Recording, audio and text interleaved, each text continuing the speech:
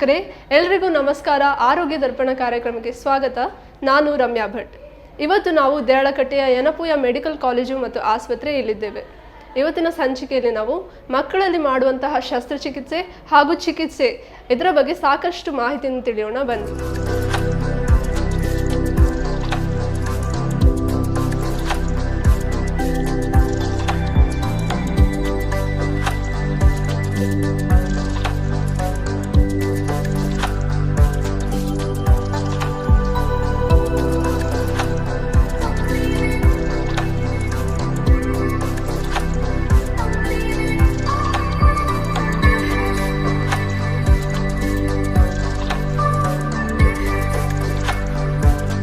ವೀಕ್ಷಕರೇ, ಇವತ್ತು ನಮ್ಮೊಂದಿಗಿದ್ದಾರೆ ಯೆನೆಪೋಯ ಮೆಡಿಕಲ್ ಕಾಲೇಜಿನ doctor Ashraf Ahmed, associate professor HOD department of paediatric surgery. ಇವರನ್ನ ಆರೋಗ್ಯ ದರ್ಪಣ ಕಾರ್ಯಕ್ರಮಕ್ಕೆ ಸ್ವಾಗತಿಸೋಣ. Welcome to the show doctor. ಮೊದಲಿಗೆ ಈ ಪೀಡಿಯಾಟ್ರಿಕ್ ಸರ್ಜರಿ ಅಂದರೆ ಏನು ಡಾಕ್ಟರ್, ಅಥವಾ ಈ ಮಕ್ಕಳ ಶಸ್ತ್ರಚಿಕಿತ್ಸೆ ಅಂತ ಕರಿತೀವಿ, ಇದರ ಬಗ್ಗೆ ಒಂದಿಷ್ಟು ಮಾಹಿತಿ ಕೊಡ್ಬೋದಾ? ನೋಡಿ, ಇಂದಿನ ಮಕ್ಕಳೇ ಮುಂದಿನ ಜನಾಂಗ ಅಂತ ಒಂದು ಮಾತಿದೆ. ಅದು ಸರಿ ಕೂಡ. ಯಾಕಂತ ಹೇಳಿದ್ರೆ ನಮ್ಮ ಈ ಭಾರತ ದೇಶದ ಜನಸಂಖ್ಯೆಯಲ್ಲಿ ನೋಡಿದ್ರೆ ಈ 130 ಕೋಟಿಯಲ್ಲಿ 40% ಅಂದರೆ 40% ಮಕ್ಕಳು ಅಂತ ಹೇಳಿದ್ರು. ಮಕ್ಕಳು ಅಂತ ಹೇಳಿದ್ರೆ ಜನ್ಮಜಾತ ಮಗುವಿಂದ ಹಿಡಿದು ನವಜಾತ ಶಿಶುವಿಂದ ಹಿಡಿದು 16 ವರ್ಷದ ಹದಿಹರೆಯದ ಮಕ್ಕಳವರಿಗೆ. ಸೊ ನಾರ್ಮಲಿ ಮಕ್ಕಳು ಅಂತ ಹೇಳಿ ಸಾಮಾನ್ಯವಾಗಿ ನಮ್ಮ ತಲೆಯಲ್ಲಿ ಬರುವುದು ಅಂದರೆ ಜನರಲಿ ಇರುವುದು ಕೆಮ್ಮು, ಕಫ, ಶೀತ, ನೆಗಡಿ, ಇಲ್ಲ ಮಲೇರಿಯಾ, ಟೈಫಾಯ್ಡ್ ಅಂತ ಮೆಡಿಕಲ್ ಡಿಸೀಸ್ ಅಂತ ಹೇಳ್ತೇವೆ. ನಾವು ಇಂಥ ಕಂಡೀಷನಲ್ಲಿ ನಾವು ಮಕ್ಕಳನ್ನು ತಜ್ಞ ವೈದ್ಯರ ಹತ್ರ ಅಂದರೆ ಪೀಡಿಯಾಟ್ರಿಷಿಯನ್ ಹತ್ರ ಹೋಗ್ತೇವೆ. ಅವರು ಅದರ ಟ್ರೀಟ್ಮೆಂಟ್ ಮಾಡ್ತಾರೆ, ಸರಿ ಹೋಗ್ತದೆ. ಬಟ್ ಈ ಮಕ್ಕಳಲ್ಲಿ ಇನ್ನೊಂದು ಥರದ ಒಂದು ಡಿಸೀಸ್ ಕಂಡೀಷನ್ ಇರ್ತದೆ, ಸರ್ಜಿಕಲ್ ಡಿಸೀಸ್ ಅಂತ ಹೇಳ್ತೇವೆ. ಅಂದರೆ ಈ 3 ಮಕ್ಕಳಲ್ಲಿ ಈ ಕಾಯಿಲೆ ಅಂತ ಮಕ್ಕಳ ಕಾಯಿಲೆಯಲ್ಲಿ ಬರುವ 3 ಮಕ್ಕಳಲ್ಲಿ ಒಂದು ಮಗುವಿಗೆ ಯಾವಾಗಲೂ ಏನಾದರೂ ಒಂದು ಸರ್ಜಿಕಲ್ ಡಿಸೀಸ್ ಅಂತ ಇರ್ತದೆ. ಅಂದರೆ ನೀವು ಬರೀ ಔಷಧಿಯಿಂದ ಇದನ್ನು ಟ್ರೀಟ್ ಮಾಡೋದಕ್ಕೆ ಆಗೋದಿಲ್ಲ. ಸೊ ಇದಕ್ಕೆ ಏನೋ ಒಂದು ಶಸ್ತ್ರಚಿಕಿತ್ಸೆ ಅಥವಾ ಸರ್ಜರಿಯ ಅವಶ್ಯಕತೆ ಇರ್ತದೆ. ಸೊ ಇಂಥ ಕೇಸಸಲ್ಲಿ ನಾವು ಸರ್ಜಿಕಲ್ ಡಿಸೀಸ್ ಇದ್ರೆ ಜನಸಾಮಾನ್ಯರು ನಾರ್ಮಲ್ ಆಗಿ ಸರ್ಜನ್ ಹತ್ರ ಹೋಗ್ತಾರೆ. ಬಟ್ ಈ ಪರ್ಟಿಕ್ಯುಲರ್ ಅಂದರೆ ಮಕ್ಕಳ ಒಂದು ಏಜ್ ಗ್ರೂಪಲ್ಲಿ ಅಂದರೆ ನವಜಾತ ಶಿಶುವಿಂದ ಹಿಡಿದು 16-18 ವರ್ಷದ ಮಕ್ಕಳವರೆಗೆ ಈ ಒಂದು ಈ ಒಂದು ವಿಭಾಗಕ್ಕೆ ಒಂದು ವಿಶೇಷ ಪರಿಣತಿಯನ್ನು ಪಡ್ಕೊಂಡ ಸರ್ಜನ್ಸ್ ಇರ್ತಾರೆ. ಅದಕ್ಕೆ ಪೀಡಿಯಾಟ್ರಿಕ್ ಸರ್ಜನ್ಸ್ ಅಂತ ಹೇಳ್ತೇವೆ. ಯಾಕಂತ ಹೇಳಿದ್ರೆ ಪೀಡಿಯಾಟ್ರಿಕ್ ಸರ್ಜನ್ಸ್ ಮತ್ತೆ ಈ ಬೇರೆ ಬಾಕಿ ಉಳಿದ ಸರ್ಜನ್ಸ್ ಡಿಫ್ರೆನ್ಸ್ ಅಂತ ಏನಂತ ಹೇಳಿದ್ರೆ, ಮಕ್ಕಳಲ್ಲಿ ಬರುವಂತಹ ಅವರ ಶರೀರ ಕ್ರಿಯೆ, ಅವರ ಏನು ಶರೀರ ರಚನೆ ಆಗಲಿ, ಶರೀರ ಕ್ರಿಯೆ ಆಗಲಿ, ಇಲ್ಲ ಆಪರೇಷನ್ ಆಗುತ್ತೆ ಅಂದರೆ ಮಾಡುವಂಥ ಆಪರೇಷನ್ ಆಗಲಿ, ಇಲ್ಲ ಪೋಸ್ಟ್ ಆಪರೇಟಿವ್ ಕೇರ್ ಅಂತ ಏನು ಹೇಳ್ತೇವೆ, ಇದು ಮತ್ತೆ ಉಳಿದ ವಯಸ್ಕರ ಶಸ್ತ್ರಚಿಕಿತ್ಸಾ ಸರ್ಜರಿಗಿಂತ ತುಂಬ ಒಂದು ವಿಭಿನ್ನ ರೀತಿಯಲ್ಲಿ ಮಾಡಬೇಕಾಗಿ ಬರ್ತದೆ. ಸೊ ಇದರಿಂದಾಗಿ ನಾವು ಇಂಥ ಮಕ್ಕಳ ಈ ಶಸ್ತ್ರಚಿಕಿತ್ಸೆ ಅಗತ್ಯ ಇರುವಂಥ ಇದರಲ್ಲಿ ಕಂಡೀಷನಲ್ಲಿ ನಾವು ಯಾವಾಗಲೂ ಪೀಡಿಯಾಟ್ರಿಕ್ ಸರ್ಜನ್ಸ್ ಅಂದರೆ ಶಸ್ತ್ರಚಿಕಿತ್ಸಾ ತಜ್ಞರನ್ನು ಅವರ ಭೇಟಿ ಮಾಡಿ ಅವರ ಸಲಹೆ ತೆಗೆದು ಒಳ್ಳೆಯದು. ಓಕೆ. ಹಾಗೆ ಈ ಮಕ್ಕಳಲ್ಲಿ ಸಾಮಾನ್ಯವಾಗಿ ಕಂಡುಬರುವಂತಹ ಕಾಯಿಲೆಗಳು ಯಾವುದು ಡಾಕ್ಟರ್? ನಾವು ಮಕ್ಕಳ ಸರ್ಜಿಕಲ್ ಕಂಡೀಷನ್ಸ್ ಅಂದರೆ ನಾನು ಹೇಳಿದೆ.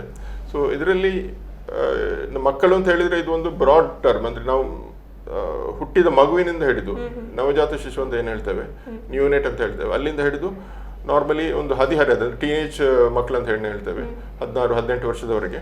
ಸೊ ಇವರನ್ನು ಈ ಮಕ್ಕಳು ಅಂತ ಹೇಳಿ ಈ ಪೀಡಿಯಾಟ್ರಿಕ್ ಗ್ರೂಪಲ್ಲಿ ನಾವು ಸೇರಿಸ್ಬೋದು, ಇನ್ಕ್ಲೂಡ್ ಮಾಡ್ಬೋದು.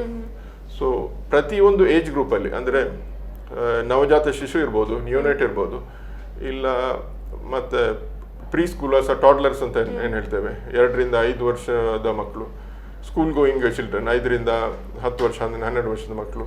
ಸೊ ಆಮೇಲೆ ಟೀನೇಜರ್ಸ್, ಹದಿಹರೆಯದ ಮಕ್ಕಳು. ಸೊ ಈ ಒಂದು ಪ್ರತಿಯೊಂದು ಏಜ್ ಗ್ರೂಪ್ಗೂ ಸೊ ಅವರದೇ ಆದಂತಹ ಅದೇ ಆ ವಯಸ್ಸಿಗೆ ಸಂಬಂಧಪಟ್ಟಂತಹ ಒಂದೊಂದು ಕಾಯಿಲೆಗಳು ಇರ್ತವೆ. ಸೊ ನಾರ್ಮಲಿ ಹೇಳೋದಿದ್ರೆ ನಾವು ಈಗ ನಾನು ಹೇಳಿದ ಡಿಫ್ರೆಂಟ್ ಬೇರೆ ಬೇರೆ ಏಜ್ ಗ್ರೂಪಲ್ಲಿ ಬೇರೆ ಬೇರೆ ವಯಸ್ಸಿನಲ್ಲಿ ಒಂದೊಂದು ಏನು ಸರ್ಜಿಕಲ್ ಕಂಡೀಷನ್ ಅಂದರೆ ಆಪರೇಷನ್ ಅಗತ್ಯ ಇರುವಂತಹ ಕಂಡೀಷನ್ಸ್ ಇರ್ತದೆ. ಸೊ ನಾವು ಫಸ್ಟಿಗೆ ನಾವು ಈಗ ಹುಟ್ಟಿದ ಮಗುವಿಂದ ಹಿಡಿದ್ರೆ ನವಜಾತ ಶಿಶು ಅಂತ ಏನು ಹೇಳ್ತೇವೆ, ಈ ಏಜ್ ಗ್ರೂಪಲ್ಲಿ ಸಾಮಾನ್ಯವಾಗಿ ಕಂಜನೈಟಲ್ ಅನಾಮಲೀಸ್ ಅಂದರೆ ಜನ್ಮಜಾತವಾಗಿ ಬರುವಂತಹ ಒಂದು ಕಂಡೀಷನ್ಸ್. ಸೊ ಇದು ಸಾಮಾನ್ಯವಾಗಿ ಕಂಡು ಬರುವಂಥದ್ದು. ಸೊ ಇದರಲ್ಲಿ ಬೇರೆ ಬೇರೆ ಥರದ್ದು ಇರ್ತದೆ. ಅಂದರೆ ಜನರಲ್ ಆಗಿ ಹೇಳುವುದಿದ್ರೆ ಈಗ ನಿಯೋನೇಟ್ ಅಂದರೆ ಈ ನವಜಾತ ಶಿಶು ಅಲ್ಲಿ ಬರುವಂಥ ಕಂಡೀಷನ್ಸ್ ಒಂದು ಅನ್ನನಾಳದಲ್ಲಿ ಬ್ಲಾಕ್ ಇರ್ಬೋದು, ಇಲ್ಲ ಕರುಳಲ್ಲಿ ಬ್ಲಾಕ್, ಒಂದ್ಸರಿ ಮಕ್ಕಳಿಗೆ ಏನೋ ಮಲದ್ವಾರ ಇರೋದಿಲ್ಲ, ಮಲದ್ವಾರ ಬ್ಲಾಕ್ ಇರ್ತದೆ. ಸೊ ಇಂಥ ಹೆಚ್ಚಿನ ಕಂಡೀಷನ್ಸ್ ಏನಿರುತ್ತೆ ಅಂತ ನಾವು ಮಗು ಹೊಟ್ಟೆಯಲ್ಲಿ ಇರುವಾಗ ಅಂದರೆ ಗರ್ಭ ಸ್ಟೇಜ್ ಇಲ್ಲ ಗರ್ಭಾವಸ್ಥೆಯಲ್ಲೇ ಈಗ ಸ್ಕ್ಯಾನ್ ಎಲ್ಲ ತುಂಬ ಅಡ್ವಾನ್ಸ್ಡ್ ಆಗಿದೆ. ಸೊ ಅಂತ ಇದರಲ್ಲಿ ಮೆನಿ ಆಫ್ ದ ಕಂಡೀಷನ್ಸ್ ತುಂಬ ಕಂಡೀಷನ್ಸ್ ನಾವು ಮುಂಚೆನೇ ಡಯಾಗ್ನೋಸಿಸ್ ಮಾಡ್ಲಿಕ್ಕೆ ಆಗ್ತದೆ. ಸೊ ಅಂತ ಇದರಲ್ಲಿ ನಾವು ಮಗು ಹುಟ್ಟಿದ ತಕ್ಷಣ ಸೊ ಇಂಥ ಒಂದು ಕಂಡೀಷನ್ ಇದ್ದರೆ ನಮಗೆ ಗೊತ್ತಾದರೆ ಇಮಿಡಿಯೇಟ್ ಅದಕ್ಕೆ ಬೇಕಾದಂಥ ಸರ್ಜರಿ ಮಾಡಬೇಕಾಗಿ ಬರ್ಬೋದು ಒಂದು. ಸೊ ಇದು ನವಜಾತ ಶಿಶುವಲ್ಲಿ ಬರುವಂಥದ್ದು. ಅದು ಬೇರೆ ಬೇರೆ, ಅದು ಅನ್ನನಾಳದ ಬ್ಲಾಕ್ ಇರ್ಬೋದು, ಕರಳಿನ ಬ್ಲಾಕ್ ಇರ್ಬೋದು, ಇಲ್ಲ ಮಲದ್ವಾರದ ಇರ್ಬೋದು, ಇಲ್ಲ ಒಂದು ಸರಿ ಕಿಡ್ನಿಯಲ್ಲಿ ಬ್ಲಾಕ್ ಇರ್ತದೆ. ಅಂದರೆ ಡಿಫ್ರೆಂಟ್, ಅಂದರೆ ಮಗುವಿನ ಒಂದು ಗರ್ಭಾವಸ್ಥೆಯಲ್ಲಿ ಏನು ಬೆಳವಣಿಗೆ ಇರ್ತದೆ ಅದರಲ್ಲಿ ಸ್ವಲ್ಪ ಹೆಚ್ಚು ಕಮ್ಮಿ ಆದರೆ ಸ್ವಲ್ಪ ಬರುವಂಥ ಪ್ರಾಬ್ಲಮ್ಸ್ ಇದೆಲ್ಲ ಒಂದು. ಸ್ವಲ್ಪ ದೊಡ್ಡದಾದ ಮೇಲೆ ಮಗು ಈಗ 8, 10, 12 ತಿಂಗಳಾಗುವಾಗ ಸೊ ಮಗುವಿಗೆ ಕರುಳಿನ ಉಳಿದಂಥ ಬೇರೆ ಥರದ ಕಂಡೀಷನ್ಸ್, ಇಂಟರ್ಸೆಪ್ಷನ್ ಅಂತ ಒಂದಿದೆ. ಅದು ಕಾಮನ್ಲಿ ನಾನೀಗ ಸದ್ಯ ಹೇಳುತ್ತಾ ಇರೋದು ಕಾಮನ್ಲಿ ಬರುವಂಥ ಕಂಡೀಷನ್ಸ್. ಇಂಟರ್ಸೆಪ್ಷನ್ ಅಂದರೆ ದೊಡ್ಡ ಕಣ್ಣ ಒಳಗೆ ಸಣ್ಣ ಕರುಳು ಸೇರುವಂಥದ್ದು, ಅದು ಒಂದು ಬರ್ತದೆ. ಆಮೇಲೆ ಮಗು ದೊಡ್ಡದಾಗ್ತಾ ಹೋದ ಹಾಗೆ ಇದರದ್ದು ಏನು ಕ್ರಿಮಿದು ಅಂದರೆ ಹುಳ ಅಂತ ಏನು ಜಂತು ಹುಳದ್ದು ಅದರದ್ದು ಅಂಥದ್ದು ಪ್ರಾಬ್ಲಮ್ ಬರ್ತದೆ. ಅದರಿಂದಾಗಿ ಆಪರೇಷನ್ ಮಾಡುವಂಥ ಅವಸ್ಥೆ ಬರ್ಬೋದು. ಸ್ವಲ್ಪ ದೊಡ್ಡದಾದ್ಮೇಲೆ 10, 12, 15 ವರ್ಷ ಆಗುವಾಗ ನಾವು ಕಾಮನ್ಲಿ ನಾವು ನೋಡುವುದು ಎಪೆಂಡಿಸೈಟಿಸ್. ಸೊ ಅಪೆಂಡಿಕ್ಸ್ ಏನಾಗಿ ಉರಿಯೂತ ಆಗಿ ಅದರಿಂದ ಬರುವಂಥ ಪ್ರಾಬ್ಲಮ್ಸ್ ಇದು ಇರ್ತದೆ. ಬಟ್ ಇದು ಅಲ್ಲದೆ ಎಲ್ಲ ಏಜ್ ಗ್ರೂಪಲ್ಲಿ ಅಂದರೆ ಸಣ್ಣ ಹುಟ್ಟಿದ ಮಗುವಿನಿಂದ ಹಿಡಿದು 10, 15 ಮಕ್ಕಳವರೆಗೆ ಕಾಮನ್ ಆಗಿ ಬರುವಂಥದ್ದು ಹರ್ನಿಯಾ ಅಂತ ಇರ್ತದೆ, ಇಂಗ್ವಾನಿಲ್ ಅಂದರೆ ತೊಡೆಸಂದಿಯಲ್ಲಿ ಬರುವಂತಹ ಊತ. ಸೊ ಇದು ಒಂದು ಆಪರೇಷನ್ ಬೇಕಾಗುವಂತಹ ಒಂದು ಸಾಮಾನ್ಯ ಒಂದು ಕಂಡೀಷನ್ ಅಂತ ಹೇಳ್ಬೋದು. ಉಳಿದ ವಿಷಯಕ್ಕೆ ಬಂದರೆ ಒಂದು ಕೆಲವು ಮಕ್ಕಳಲ್ಲಿ ಅಂದರೆ ಗಂಡು ಮಕ್ಕಳಲ್ಲಿ ಹುಟ್ಟು ಹೊತ್ತಿಗೆ ಬೀಜ ಕೆಳಗೆ ಬಂದಿರೋದಿಲ್ಲ. ಸೊ ಅದು ಒಂದು ನಾವು ಸಾಮಾನ್ಯವಾಗಿ ಕಂಡು ಬರುವಂಥ ಒಂದು ಅನ್ಡಿಸೆಂಟ್ ಟೆಸ್ಟಿಸ್ ಅಂತ ಹೇಳ್ತಾರೆ, ಅದು ಒಂದು ಪ್ರಾಬ್ಲಮ್. ಸೊ ಇಂಥ ಬೇರೆ ಬೇರೆ ಏಜ್ ಗ್ರೂಪಲ್ಲಿ ಬೇರೆ ಬೇರೆ ಥರದ ನಾವು ಕಾಯಿಲೆಗಳನ್ನು ನೋಡ್ಬೋದು. ಯಾವುದಕ್ಕೆ ಇದು ಶಸ್ತ್ರಚಿಕಿತ್ಸೆ ಅಗತ್ಯವಿರುವಂಥ ಕಾಯಿಲೆಗಳನ್ನು ನೋಡಲಿಕ್ಕೆ ಸಿಗ್ತದೆ ನಮಗೆ. ಡಾಕ್ಟರ್, ಹಾಗೆ ಈ ಮಕ್ಕಳಲ್ಲಿ ಬರುವಂತಹ ಕಾಯಿಲೆಗಳನ್ನು ಯಾವ ರೀತಿ ತಡೆಗಟ್ಟಬಹುದು? ಅದು ನಾನು ಈಗಾಗಲೇ ಹೇಳಿದ ಹಾಗೆ ಸೊ ಬೇರೆ ಬೇರೆ ಕಾರಣಗಳಿಂದಾಗಿ ಬೇರೆ ಬೇರೆ ವಯಸ್ಸಿನಲ್ಲಿ ಬರುವಂತಹ ಕಾಯಿಲೆಗಳು. ಸೊ ಅಂದರೆ ನಾನು ಫಸ್ಟ್ ಹೇಳಿದ ಹಾಗೆ ನವಜಾತ ಶಿಶುವಲ್ಲಿ ಬರುವಂಥದ್ದು ಕಂಜನೈಟಲ್ ಅನಾಮಲೀಸ್ ಅಂದರೆ ಜನ್ಮಜಾತವಾಗಿ ಬರುವಂತಹ ಒಂದು ಕಂಡೀಷನ್ ಅಂದರೆ ಕಾಯಿಲೆ ಅಂತ ಹೇಳ್ಬೋದು. ಸೊ ಇದನ್ನು ತಾಯಿ ಗರ್ಭಾವಸ್ಥೆಯಲ್ಲಿ ಒಳ್ಳೆ ಪೌಷ್ಟಿಕ ಆಹಾರ ತೆಗೆಯೋದ್ರಿಂದ, ಇಲ್ಲ ಐರನ್ ಫೋಲಿಕ್ ಆಸಿಡ್ ಟ್ಯಾಬ್ಲೆಟ್ ಅಂತದೆಲ್ಲ ಕೊಡ್ತಾರೆ, ಈಗ ಸರ್ಕಾರದಿಂದ ಉಚಿತವಾಗೆಲ್ಲ ಸಿಗುವಂಥ ವ್ಯವಸ್ಥೆ ಇದೆ. ಸೊ ಅದನ್ನು ಮೇನ್ಲಿ ಪೌಷ್ಟಿಕ ಆಹಾರ, ಸೊ ಪ್ಲಸ್ ಏನು ಸಪ್ಲಿಮೆಂಟ್ಸ್ ಇರ್ತದೆ ಐರನ್ ಫೋಲಿಕ್ ಆಸಿಡ್ ಅಂಥದ್ದೆಲ್ಲ ಮಾಡಿದರೆ ಅಂತ ತಗೊಳ್ತಾ ಇದ್ರೆ ಸಮ್ ಪರ್ಸೆಂಟೇಜ್ ಆಫ್ ಇಂಥ ಅನಾಮಲೀಸನ್ನು ಕಮ್ಮಿ ಮಾಡ್ಬೋದು. ಅದು ಇಷ್ಟೆಲ್ಲ ತಗೊಂಡು ಕೆಲವು ಮಕ್ಕಳಲ್ಲಿ ಅನಾಮಲೀಸ್ ಕಂಡು ಬರ್ತದೆ. ಸೊ ಬಟ್ ಅಂಥ ಸ್ಥಿತಿಯಲ್ಲಿ ಅಫ್ಕೋರ್ಸ್ ಅದರ ಟ್ರೀಟ್ಮೆಂಟ್ ಮಾಡಬೇಕಾಗಿ ಬರ್ತದೆ. ಬಟ್ ಪೌಷ್ಟಿಕ ಆಹಾರ ಮೇನ್ ಒಂದು. ಈವನ್ ಸ್ವಲ್ಪ ದೊಡ್ಡ ಮಕ್ಕಳಿಗೆ ಬರುವ ಆದಾಗೆ ನಾವು ಅಂದರೆ ಸ್ಕೂಲಿಗೆ ಗೋಯಿಂಗ್ ಏಜ್ ಮತ್ತು ಅಡಾಲಸೆನ್ಸ್ ಅದು ಹದಿಹರೆಯದ ಮಕ್ಕಳು ಅಂತ ಏನು ಹೇಳ್ತೇವೆ. ಸೊ ಈಗಿನ ಕಾಲದಲ್ಲಿ ಮೇಯ್ನ್ ಆಗಿ ನಾವು ಕಂಡು ಬರುವಂಥ ಈ ಜಂಕ್ ಫುಡ್, ಫಾಸ್ಟ್ ಫುಡ್ ಅಂತ ಏನು ಹೇಳ್ತೀವಿ. ಸೊ ಅದನ್ನು ಆದಷ್ಟು ಕಂಪ್ಲೀಟ್ ಅವಾಯ್ಡ್ ಮಾಡಲಿಕ್ಕೆ, ಅಂದರೆ ಮಾಡಲಿಕ್ಕೆ ಆಗೋದಿಲ್ಲ, ಆದಷ್ಟು ನಿಯಂತ್ರಣದಲ್ಲಿಟ್ಟು ಒಳ್ಳೆ ಪೌಷ್ಟಿಕ ಸಮತೋಲನದ ಆಹಾರ ತಗೊಂಡ್ರೆ ಒಂದು ಅದಕ್ಕೆ ಅದನ್ನು ಕಂಟ್ರೋಲ್ ಮಾಡ್ಬೋದು. ಒಂದು ಪೌಷ್ಟಿಕ ಆಹಾರ, ಮತ್ತೊಂದು ಆಟ ಅಂದರೆ ಹೊರಾಂಗಣದ ಆಟ ಅಂದರೆ ಔಟ್ಡೋರ್ ಆಕ್ಟಿವಿಟೀಸ್. ಇಂಡೋರ್ ಮೊಬೈಲ್ ಗೇಮ್ಸಿಂದ ಏನು ಆಗೋದಿಲ್ಲ ಈಗಿನ ಕಾಲದಲ್ಲಿ. ಆಕ್ಟಿವಿಟೀಸ್ ಮತ್ತು ಹೊರಾಂಗಣದ ಆಟ, ಔಟ್ಡೋರ್ ಆಕ್ಟಿವಿಟೀಸಿಂದ ಏನು ಆಟದಿಂದ ಮಕ್ಕಳಿಗೆ ಏನಂತ ಹೇಳಿದರೆ ಒಂದು ಚುರುಕಿರ್ತಾರೆ, ಹಾಗಿರ್ತಾರೆ, ಪ್ಲಸ್ ಸನ್ಲೈಟ್. ಸೊ ಅದು ಒಂಥರದ್ದು ಟ್ರೀಟ್ಮೆಂಟ್, ಅದು ಏನು ಸೂರ್ಯನ ಬಿಸಿಲೇನು ಸಿಗ್ತದೆ. ಸೊ ಅದರಿಂದನೂ ತುಂಬ ನಮ್ಮ ಇದಕ್ಕೆ ಶರೀರಕ್ಕೆ ತುಂಬ ಹೆಲ್ಪ್ ಆಗ್ತದೆ. ಈ ಕಾಯಿಲೆಯನ್ನು ಫೈಟ್ ಮಾಡುವಂಥ ಶಕ್ತಿ ಅಂದರೆ ಇಮ್ಯುನಿಟಿ ಅಂತ ಏನು ಹೇಳ್ತೇವೆ. ಸೊ ಇದಕ್ಕೂ ಅದು ಹೆಲ್ಪ್ ಆಗ್ತದೆ. ಸೊ ಈ ಥರ ಪೌಷ್ಟಿಕ ಆಹಾರ ಒಂದು. ಎರಡನೇದು ಆಕ್ಟಿವ್ ಲೈಫ್ ಸ್ಟೈಲ್. ಮಕ್ಕಳಲ್ಲಿ ಅಂತ ಹೇಳಿ ಆಕ್ಟಿವ್ ಅಂತ ಹೇಳಿದ್ರೆ ಒಂದು ಆಟ ಆಡೋದು. ಸೊ ಆದಷ್ಟು ಹೊರಗೆ ಹೋಗಿ ಅಂದರೆ ಆಟ ಇದು ಮಾಡಿದರೆ ಅಂತ ಇದರಲ್ಲಿ ಆಕ್ಟಿವ್ ಹೆಲ್ದಿ ಲೈಫ್ ಸ್ಟೈಲಲ್ಲಿ ಸ್ವಲ್ಪ ಕಾಯಿಲೆಗಳನ್ನು ಒಂದು ಸರ್ಜಿಕಲ್ ಡಿಸೀಸ್ ಏನಿದೆ ಅದನ್ನು ನಾವು ಒಂದು ನಿಯಂತ್ರಣದಲ್ಲಿ ಇಡಬಹುದು. ಹಾಗೆ ಡಾಕ್ಟರ್, ಈ ಮಕ್ಕಳಲ್ಲಿ ಯಾವ್ಯಾವ ಸಿಂಪ್ಟಮ್ಸ್ ಅಥವಾ ಲಕ್ಷಣಗಳು ಕಂಡು ಬರುವಾಗ ನಿಮ್ಮನ್ನ ಕನ್ಸಲ್ಟ್ ಮಾಡಬೇಕು? ಮಕ್ಕಳ ಕಾಯಿಲೆಗಳು ಬರುವಂಥ ವಿಶೇಷ ಒಂದು ವಿಷಯ ಅಂತ ಹೇಳಿದರೆ, ಮಕ್ಕಳಿಗೆ ಅವರಾಗಿ ಅವರ ಏನು ಕಾಯಿಲೆ ಗುಣಲಕ್ಷಣ ಹೇಳುವಂಥ ಒಂದು ಸಾಮರ್ಥ್ಯ ಇರುವುದಿಲ್ಲ. ಸೊ ನಾವು ಯಾವಾಗಲೂ ಮಕ್ಕಳ ತಂದೆ ತಾಯಿಯವರ ಅವರು ಹೇಳುವುದನ್ನು ಅದರ ಮೇಲೆ ಏನು ನಾವು ಡಿಪೆಂಡ್ ಆಗಿರಬೇಕು. ಒಂದು. ಎರಡನೇದಾಗಿ ನಾನು ಹೇಳಿದಾಗೆ ಒಂದೊಂದು ಪ್ರತಿಯೊಂದು ಏನು ಏಜ್ ಗ್ರೂಪಲ್ಲಿ ಒಂದೊಂದಾಗಿ ಬರುವಂತಹ ಕಾಯಿಲೆಗಳು. ಸೊ ನಾವು ಹುಟ್ಟುವಾಗ ಹೇಳಿದರೆ ನವಜಾತ ಶಿಶುವಲ್ಲಿ ಬರುವಂಥ ಅನಾಮಲೀಸ್ ಅಂತ ಏನು ಹೇಳ್ತವೆ. ಸೊ ಅದು ಮಗು ಹುಟ್ಟಿದ ತಕ್ಷಣ ಏನಾದರೂ ಒಂದು ರೆಸ್ಪಿರೇಟರಿ ಡಿಸ್ಟ್ರೆಸ್ ಅಂದರೆ ಏನು ನಾವು ಶ್ವಾಸಕ್ಕೆ ತೊಂದರೆ ಇರ್ತದೆ, ಇಲ್ಲ ಹೊಟ್ಟೆಯಲ್ಲಿ ಏನೋ ಬ್ಲಾಕ್ ಇದ್ದರೆ ಹೊಟ್ಟೆ ಊದಿಕೊಳ್ತದೆ, ಮೋಷನ್ ಜಾಗದಲ್ಲಿ ಅಂದರೆ ಮಲದ್ವಾರದಲ್ಲಿ ಏನಾದರೂ ಬ್ಲಾಕ್ ಇದ್ದರೆ ಮೋಷನ್ ಹೊರಗೆ ಹೋಗೋದಿಲ್ಲ, ಮಲ ಹೊರಗೆ ಹೋಗೋದಿಲ್ಲ, ಇಂಥ ಒಂದು ಸಮಸ್ಯೆ ಬರ್ತದೆ. ಸೊ ಅಂಥ ಕಂಡೀಷನಲ್ಲಿ ಅದನ್ನು ಹೊಂದಿಕೊಂಡು ನಾವು ಅದರ ಟ್ರೀಟ್ಮೆಂಟ್ ಪ್ಲ್ಯಾನ್ ಮಾಡಬೇಕು. ಇನ್ನು ಸ್ವಲ್ಪ ದೊಡ್ಡ ಮಕ್ಕಳಲ್ಲಿ ಹೋದರೆ ನಾವು ಸಾಧಾರಣವಾಗಿ ಜಂತು ಹುಳದೇನಾದ್ರು ಬ್ಲಾಕ್ ಬರ್ತದೆ ಒಂದು. ಎರಡನೇದಾಗಿ ಬೀಜ ಕೆಳಗೆ ಇಳಿದೇ ಇರುವಂಥದ್ದು. ಅದರಲ್ಲಿ ನೀವು ನೋಡುವಾಗ ಏನಾಗ್ತದೆ ಅಂತ ಹೇಳಿದರೆ ಅದು ಕೆಳಗೆ ಕಾಲು ಇರ್ತದೆ, ಬೀಜ ಇರುವುದಿಲ್ಲ, ಪ್ಲೇಸಲ್ಲಿ ಇರುವುದಿಲ್ಲ, ಹೊಟ್ಟೆ ಒಳಗೆ ಇರ್ತದೆ, ಇಲ್ಲ ಸ್ವಲ್ಪ ಮೇಲೆ ಇರ್ತದೆ. ಸೊ ಅದು ಸಾಧಾರಣವಾಗಿ ತಂದೆ ತಾಯಿಯವರಿಗೆ ಅದು ನಾರ್ಮಲಿ ನೋಟಿಸ್ ಮಾಡ್ತಾರೆ. ಸ್ವಲ್ಪ ದೊಡ್ಡ ಮಕ್ಕಳಿಗೆ ಹೋದರೆ ನಾವು ಸಾಧಾರಣವಾಗಿ ನೋಡುವಂಥದ್ದು ಇಂಟರ್ಸಿಸ್ಟ್ ಅಂದರೆ ಕರುಳಿನ ಒಳಗೆ ಕರಳು, ಅಂದರೆ ಸಾಮಾನ್ಯವಾಗಿ ನಾನು ಹೇಳೋದು ಬರುವಂಥ ಕಾಯಿಲೆಗಳು ಕರುಳಿನ ಒಳಗೆ ಕರಳು ಹೋಗುವಂಥದ್ದು. ದೊಡ್ಡ ಅದು ದೊಡ್ಡ ಕರುಳಿನ ಒಳಗೆ ನಾರ್ಮಲಿ ಏನಾಗ್ತಂತ ಹೇಳಿದರೆ ಒಂದು 6 ಮಂತ್ಸ್ವರೆಗೆ 6 ತಿಂಗಳವರೆಗೆ ಮಗು ತಾಯಿ ಹಾಲು ಎದೆ ಹಾಲು ಮೇಲೆ ಇರ್ತದೆ. ಸೊ 6 ತಿಂಗಳು ಕಳೆದು 6-7ನೇ ತಿಂಗಳಿಗೆ ಅವರು ಯಾವಾಗ ಸಾಲಿಡ್ ಫುಡ್ ಏನು ವೀನಿಂಗ್ ಅಂತ ಏನು ಹೇಳ್ತಾರೆ, ಸಾಲಿಡ್ ಫುಡ್ ಸ್ಟಾರ್ಟ್ ಮಾಡ್ತಾರೆ, ಆವಾಗ ಒಂದೊಂದು ಸಾರಿ ಮಕ್ಕಳಲ್ಲಿ ಇನ್ಫೆಕ್ಷನ್ ಆಗಿ ಕರಳಲ್ಲಿ ಇನ್ಫೆಕ್ಷನ್ ಆಗಿ ಅದು ಬೇರೆ ಬೇರೆ ಕಾರಣಗಳಿಂದ ಸಾಧಾರಣವಾಗಿ ಇನ್ಫೆಕ್ಷನ್ ಏನಾದರೂ ಆಗಿ ದೊಡ್ಡ ಕರುಳಿನ ಒಳಗೆ ಸಣ್ಣ ಕರಳು ಹೋಗುವಂಥದ್ದು. ಸೊ ಅಂಥ ಕಂಡೀಷನ್ಲಿ ಸಡನ್ ಆಗಿ ಮಗು ನೋವು ಬರ್ತದೆ. ಅಂದರೆ ಕಂಟಿನ್ಯೂಯಸ್ ಆ ಬ್ಲಾಕನ್ನು ಏನು ಓವರ್ಕಮ್ ಮಾಡಲಿಕ್ಕೆ, ಅಂದರೆ ಅದು ಇದು ಸಣ್ಣಗಳು ಟ್ರೈ ಮಾಡ್ತಾ ಇರ್ತದೆ ಬ್ಲಾಕನ್ನು ಮೂವ್ ಮಾಡಲಿಕ್ಕೆ. ಸೊ ಅದರಿಂದಾಗಿ ಮಧ್ಯದಲ್ಲಿ ಮಗುವಿಗೆ ನೋವು ಬರೋದು, ಸಡನ್ ಆಗಿ ಅಳುವುದು, ಸ್ವಲ್ಪ ತುಂಬ ಹೊತ್ತಾದ್ಮೇಲೆ ತುಂಬ ಹೊತ್ತು ಹಾಗೆ ಬಿಟ್ಟರೆ ಮತ್ತೆ ಮಲದಲ್ಲಿ ರಕ್ತ ಹೋಗೋದು, ಇಂಥ ಪ್ರಾಬ್ಲಮ್ ಎಲ್ಲ ಸ್ಟಾರ್ಟ್ ಆಗ್ತದೆ.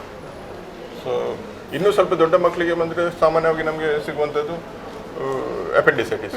ಅದರಲ್ಲಿ ಜನಸಾಮಾನ್ಯರಿಗೆ ಗೊತ್ತಿರುವ ಹಾಗೆ ಹೊಟ್ಟೆ ನೋವು, ಜ್ವರ ಬರ್ತದೆ,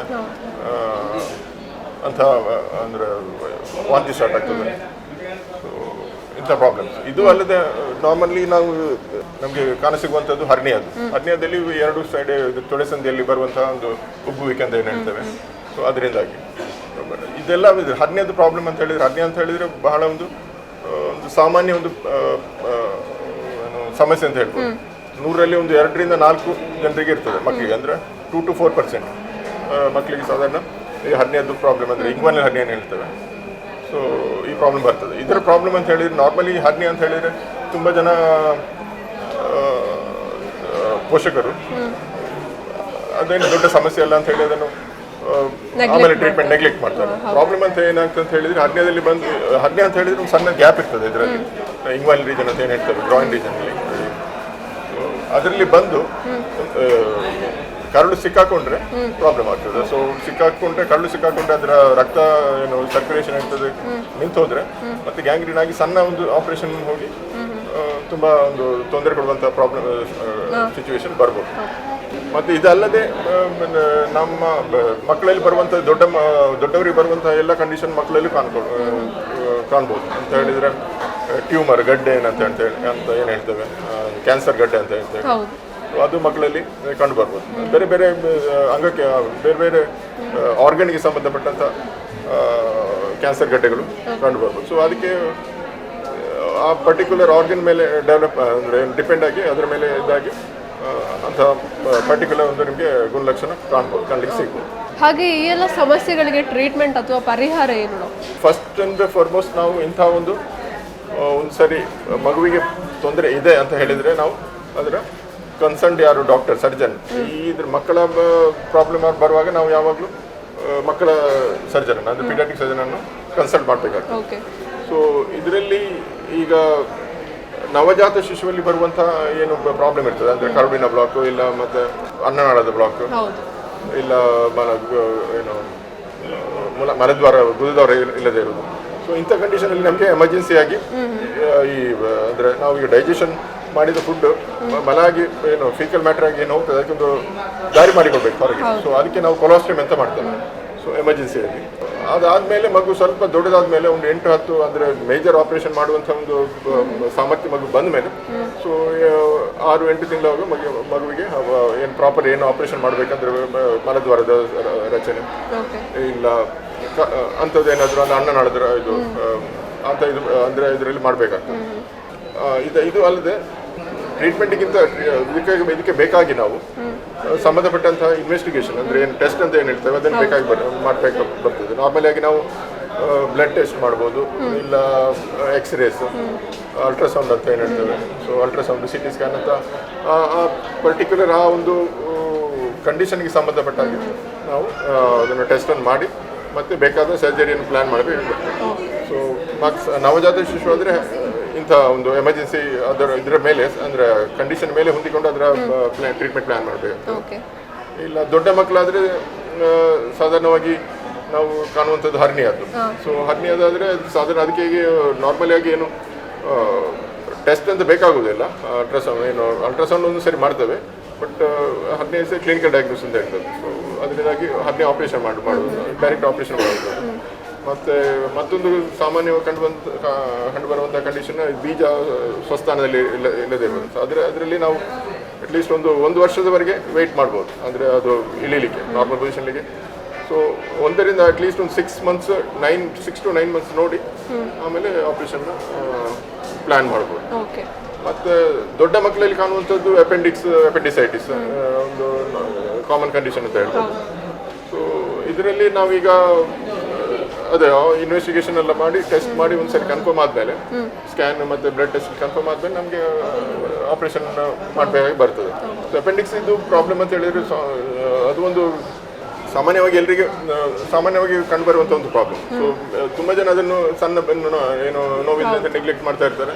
ಪ್ರಾಬ್ಲಮ್ ಏನಂತ ಹೇಳಿದರೆ ಅದು ಮತ್ತೆ ಇನ್ಫೆಕ್ಷನ್ ಆಗಿ ಮತ್ತು ಪಸ್ ಆಗಿ ಅಂದರೆ ಕೀವಾಗಿ ಬರ್ಸ್ಟ್ ಆದರೆ ಆಗಿಬಿಟ್ರೆ ಮತ್ತು ಹೊಟ್ಟೆಯಲ್ಲಿ ಸ್ಪ್ರೆಡ್ ಆದರೆ ಅಲ್ಲಿಗೆ ಮತ್ತೆ ತುಂಬ ತೊಂದರೆ ಕೊಡುವಂಥ ಪ್ರಾಬ್ಲಮ್. ಸೊ ಅದನ್ನು ಆಪರೇಷನ್ ಮೂಲಕ ಅಂದರೆ ಓಪನ್ ಆಪರೇಷನ್ ಮಾಡ್ಬೋದು, ಲ್ಯಾಪ್ರೋಸ್ಕೋಪಿ ಮಾಡ್ಬೋದು, ಮಾಡಿ ನಾವು ಅದನ್ನು ಟ್ರೀಟ್ಮೆಂಟ್ ಮಾಡ್ಬೋದು. ಇದೇ ಥರ ಒಂದೊಂದು ಕಂಡೀಷನ್ ಮೇಲೆ ಪ್ಲಸ್ ಆ ಮಗುವಿನ ಏನು ಏಜ್ ಇರ್ತದೆ, ಏನು ವಯಸ್ಸಿರ್ತದೆ, ಸೊ ಅದರ ಮೇಲೆ ಹೊಂದಿಕೊಂಡು ನಾವು ಅದರ ಬೇಕಾದಂತಹ ಟೆಸ್ಟ್ ಪ್ಲಸ್ ಟ್ರೀಟ್ಮೆಂಟನ್ನು ಪ್ಲಾನ್ ಮಾಡಬೇಕು ಬರ್ತದೆ. ಹಾಗೆ ಈ ಪ್ರೀಮೆಚೂರ್ ಬೇಬೀಸಲ್ಲಿ ಅಥವಾ ಡೆಲಿವರಿ ಟೈಮಲ್ಲಿ ಏನಾದರೂ ಸಮಸ್ಯೆ ಆದರೆ ಕಾಯಿಲೆಗಳು ಬರುವಂಥ ಸಾಧ್ಯತೆ ಇದೆಯಾ? ಪ್ರೀಮೆಚೂರ್ ಅಂದರೆ ಪ್ರೀಟರ್ಮ್ ಅಂದರೆ ಏನು ನಮ್ಮ ಅವಧಿಗೆ ಪೂರ್ವವಾಗಿ ಹುಟ್ಟುವ ಮಕ್ಕಳಲ್ಲಿ ಸೊ ಅದಕ್ಕೆ ಸಂಬಂಧಪಟ್ಟಾಗಿ ಅದು ಇದರಲ್ಲಿ ಏನು ಡೆವಲಪ್ಮೆಂಟ್ ಅಂದರೆ ಮಕ್ಕಳ ಏನು ಶರೀರದ ಬೆಳವಣಿಗೆ ಇರ್ತದೆ ಅದು ಕಂಪ್ಲೀಟ್ ಆಗಿರೋದಿಲ್ಲ. ಸೊ ಅದರಿಂದಾಗಿ ಬರುವಂಥ ತುಂಬ ಸಮಸ್ಯೆಗಳಿರ್ತವೆ. ಅಂದರೆ ಲಂಗ್ಸ್ ಮೆಚೂರ್ ಆಗಿರುವುದಿಲ್ಲ, ಮತ್ತು ನಮ್ಮದು ಹೊಟ್ಟೆಯಲ್ಲಿ ಕರಳು ಮೆಚೂರ್ ಆಗಿರುವುದಿಲ್ಲ. ಸೊ ಅದರಿಂದಾಗಿ ಬರುವಂಥ ಸಮಸ್ಯೆಗಳಿರ್ತವೆ. ಸೊ ಅದಕ್ಕಾಗಿ ಕೆಲವು ಕಂಡೀಷನ್ಸಲ್ಲಿ ಲಂಗ್ಸ್ ಮೆಚೂರ್ ಆಗದಿದ್ರೆ ಅದಕ್ಕೆ ಬೇಕಾಗಿ NICUಯಲ್ಲಿ ಇರ್ತಾರೆ ಅವರು, ಆಮೇಲೆ ಅದಕ್ಕೆ ಬೇಕಾದ ಟ್ರೀಟ್ಮೆಂಟ್ ಕೊಡಬೇಕಾಗಿ ಬರ್ತದೆ. ಮತ್ತು ಒಂದು ಸರಿ ಈ ಕರಳು ಮೆಚೂರ್ ಆಗದೆ ಇರುವಂಥ ಟೈಮಲ್ಲಿ ಮತ್ತು NEC ಅಂತ ನೆಕ್ರೋಟೈಸಿಂಗ್ ಎಂಟ್ರೋಕೊಲೈಟಿಸ್ ಅಂತ ಒಂದು ಕಂಡೀಷನ್ ಇದೆ, ಅಂದರೆ ಕರುಳಲ್ಲಿ ಇನ್ಫೆಕ್ಷನ್ ಆಗಿ ಬರುವಂಥ ಪ್ರಾಬ್ಲಮ್. ಸೊ ಅದಕ್ಕೆ ಅಂಥ ಪ್ರಾಬ್ಲಮ್ಸ್ ಬಂದರೆ ಅದಕ್ಕೆ ಅದು ಮತ್ತೆ ಸರ್ಜರಿಯ ಅವಶ್ಯಕತೆ ಬರ್ಬೋದು ಒಂದು. ಎರಡನೇದಾಗಿ ಇಂಥ ಮಕ್ಕಳಲ್ಲಿ ಪ್ರೀಟರ್ಮ್ ಮಕ್ಕಳಲ್ಲಿ ಸೊ ಹರ್ನಿಯಾದು ಪ್ರಾಬ್ಲಮ್ ಜಾಸ್ತಿ, ಅಂದರೆ ಇಂಗ್ವಾನಲ್ ಹರ್ನಿಯಾ ಅಂತ ಏನು ಹೇಳ್ತೇವೆ, ತೊಡಸನಲ್ಲಿ ಬರುವಂಥ ಹರ್ನಿಯಾ, ಅದರ ಇನ್ಸಿಡೆನ್ಸ್ ಅಂದರೆ ನಂಬರ್ಸ್ ತುಂಬ ಜಾಸ್ತಿ ಇರ್ತದೆ. ಸೊ ಯಾಕಂತ ಹೇಳಿದ್ರೆ ಕಂಪ್ಲೀಟ್ ಆಗಿ ಅದರ ಡೆವಲಪ್ಮೆಂಟ್ ಆಗಿರೋದಿಲ್ಲ ಅದರಿಂದಾಗಿ. ಸೊ ಇಂಥ ಹಲವಾರು ಮೆಡಿಕಲ್ ಪ್ರಾಬ್ಲಮ್ಸ್ ಬಂದೇ ಬರ್ತದೆ. ಅದರ ಜೊತೆಗೆ ಆಪರೇಷನ್ ಅವಶ್ಯವಿರುವಂತಹ ಕಂಡೀಷನ್ಗಳು ಇರ್ಬೋದು. ಸೊ ಎಲ್ಲದಕ್ಕೂ ಇಂಪಾರ್ಟೆಂಟ್ ಏನಂತ ಹೇಳಿದರೆ ಅದನ್ನು ನಾವು ಕರೆಕ್ಟ್ ಟೈಮಿಗೆ ಅದರ ಡಯಾಗ್ನೋಸಿಸ್ ಮಾಡಿ ಅದರ ಕನ್ಸರ್ನ್ ಯಾರು ಡಾಕ್ಟರ್ ಯಾರು ಸರ್ಜನ್ನ ಡಾಕ್ಟರ್ ಯಾರನ್ನು ಭೇಟಿ ಮಾಡೋದು, ಅವರ ಸಲಹೆ ತಗೊಳ್ಳೋದು. ಡಾಕ್ಟರ್, ಹಾಗೆ ಇಲ್ಲಿ ನಡೆಯಲಿಕ್ಕಿರುವಂತಹ ಪೀಡಿಯಾಟ್ರಿಕ್ ಸರ್ಜರಿ ಕ್ಯಾಂಪ್ ಅಥವಾ ಶಿಬಿರದ ಬಗ್ಗೆ ನಮ್ಮ ವೀಕ್ಷಕರಿಗೆ ಒಂದಿಷ್ಟು ಮಾಹಿತಿಯನ್ನು ಕೊಡಿ. ನಾವು ಪ್ರತಿ ವರ್ಷ ಡಿಸೆಂಬರ್ 29 ಈ ದಿವಸವನ್ನು ನ್ಯಾಷನಲ್ ಪೀಡಿಯಾಟ್ರಿಕ್ ಸರ್ಜರಿ ಡೇ, ಅಂದರೆ ಮಕ್ಕಳ ಒಂದು ಶಸ್ತ್ರಚಿಕಿತ್ಸಾ ಬಗ್ಗೆ ಅರಿವು ಮೂಡಿಸುವಂಥ ದಿನವಾಗಿ ಆಚರಿಸ್ತಾ ಇದ್ದೇವೆ. ಸೊ ಇದರ ಸಲುವಾಗಿ ನಾವು ಈ ಜನವರಿ 16ರಿಂದ 28ರವರೆಗೆ ಯೆನೆಪೋಯ ಮೆಡಿಕಲ್ ಕಾಲೇಜ್ ಹಾಸ್ಪಿಟಲಲ್ಲಿ ಈ ಒಂದು ಸ್ಪೆಷಲ್ ಪೀಡಿಯಾಟ್ರಿಕ್ ಸರ್ಜರಿ ಕ್ಯಾಂಪನ್ನು ಇಟ್ಟಿದ್ದೇವೆ. ಸೊ 9ರಿಂದ 1 ಗಂಟೆವರೆಗೆ. ಸೊ ಎಲ್ಲರೂ ಬಂದು ಇದರ ಸದುಪಯೋಗ ಪಡ್ಕೊಳ್ಬೋದು, ಎಕ್ಸೆಪ್ಟ್ ರಜಾ ದಿನ ಬಿಟ್ಟು. ಸೊ ಇದರಲ್ಲಿ ಈ ಕ್ಯಾಂಪಲ್ಲಿ ನಾವು ರೊಟೀನ್ ಟೆಸ್ಟನ್ನು ಫ್ರೀಯಾಗಿ, ಅಂದರೆ ಬ್ಲಡ್ ಟೆಸ್ಟು, ಎಕ್ಸ್ರೇ ಅಂತ ಏನಿದೆ ಅದನ್ನು ಫ್ರೀಯಾಗಿ ಮಾಡ್ತಾ ಇದ್ದೇವೆ. ಪ್ಲಸ್ ಏನಾದರೂ ಸ್ಪೆಷಲ್ ಟೆಸ್ಟ್ ಇದ್ದರೆ CT ಸ್ಕ್ಯಾನ್ ಆ ಥರದ್ದು 50% ಡಿಸ್ಕೌಂಟಲ್ಲಿ. ಸೊ ಈ ಟೆಸ್ಟನ್ನು ಯಾರೆಲ್ಲ ಈ ಶಿಬಿರದಲ್ಲಿ ಈ ಗೌರ್ಮೆಂಟ್ ಸ್ಕೀಮ್ಸ್ ಏನಿದೆ ABRK ಸ್ಕೀಮಲ್ಲಿ ಮಾಡುವವರಿಗಂತೂ ಫ್ರೀಯಾಗಿ ಆಗ್ತದೆ. ಬಟ್ ಉಳಿದವರಿಗೂ ಕೂಡ 50% ಡಿಸ್ಕೌಂಟಲ್ಲಿ ಉಳಿದ ಸರ್ಜರೀಸ್ ಏನಾದರೂ ಅವಶ್ಯಕತೆ ಇದ್ದರೆ 50% 50% ಡಿಸ್ಕೌಂಟಲ್ಲಿ ಉಳಿದ ಸರ್ಜರೀಸು ಆಗ್ತದೆ. ಸೊ ಏನೆಲ್ಲ ಆಪ್ರೇಷನ್, ಅಂದರೆ ಏನೆಲ್ಲ ಕಂಡೀಷನ್ಸ್ ಇದರಲ್ಲಿ ಇನ್ಕ್ಲೂಡ್ ಆಗ್ತದೆ, ಅಂದರೆ ಏನೆಲ್ಲ ಆಪ್ರೇಷನ್ಸ್ ಬರ್ತದೆ ಅಂತ ಹೇಳಿದರೆ, ಸಾಮಾನ್ಯವಾಗಿ ಹೇಳುವಂತಾದರೆ ಹರ್ನಿಯಾ ಇರ್ಬೋದು, ಹೈಡ್ರೋಸೀಲ್, ಇಲ್ಲ ನಾನು ಅಂಡಿಸೆಂಟೆಸ್ಟಿಸ್, ಅದು ಬೀಜ ವೃಷಣ ಕೆಳಗೆ ಬರುವ ಮೇಲಿರುವಂಥದ್ದು, ಹೊಟ್ಟೆ ನೋವು, ಇಲ್ಲ ಅಪೆಂಡಿಸೈಟಿಸ್ ಇರ್ಬೋದು, ಇಲ್ಲ ಕಿಡ್ನಿಯಲ್ಲಿ ಏನೋ ಬ್ಲಾಕ್ ಇರ್ಬೋದು, ಹೊಟ್ಟೆಯಲ್ಲಿ ಬ್ಲಾಕ್ ಇರುವಂಥದ್ದು, ಈ ಥರ ಏನೇ ಕಾಯಿಲೆ, ಮಕ್ಕಳ ಕಾಯಿಲೆಗಳಿರಲಿ, ಯಾವುದಕ್ಕೆ ಆಪ್ರೇಷನ್ ಅವಶ್ಯಕತೆ ಇದೆ ಅಂಥ ಮಕ್ಕಳ ಪೋಷಕರು ಬಂದು ಈ ಶಿಬಿರದ ಒಂದು ಉಪಯೋಗವನ್ನು ಪಡ್ಕೊಳ್ಬೋದು. ಓಕೆ ಡಾಕ್ಟರ್, ಇವತ್ತಿನ ಈ ಒಂದು ಸಂಚಿಕೆಯಲ್ಲಿ ನಮ್ಮೊಂದಿಗಿದ್ದು ಪೀಡಿಯಾಟ್ರಿಕ್ ಸರ್ಜರಿ ಅಥವಾ ಮಕ್ಕಳ ಶಸ್ತ್ರಚಿಕಿತ್ಸೆ ಇದರ ಬಗ್ಗೆ ಸಾಕಷ್ಟು ಮಾಹಿತಿಯನ್ನು ನೀಡಿದ್ರಿ. ನಿಮಗೆ ತುಂಬ ಹೃದಯದ ಧನ್ಯವಾದಗಳು. ನಮಸ್ತೆ.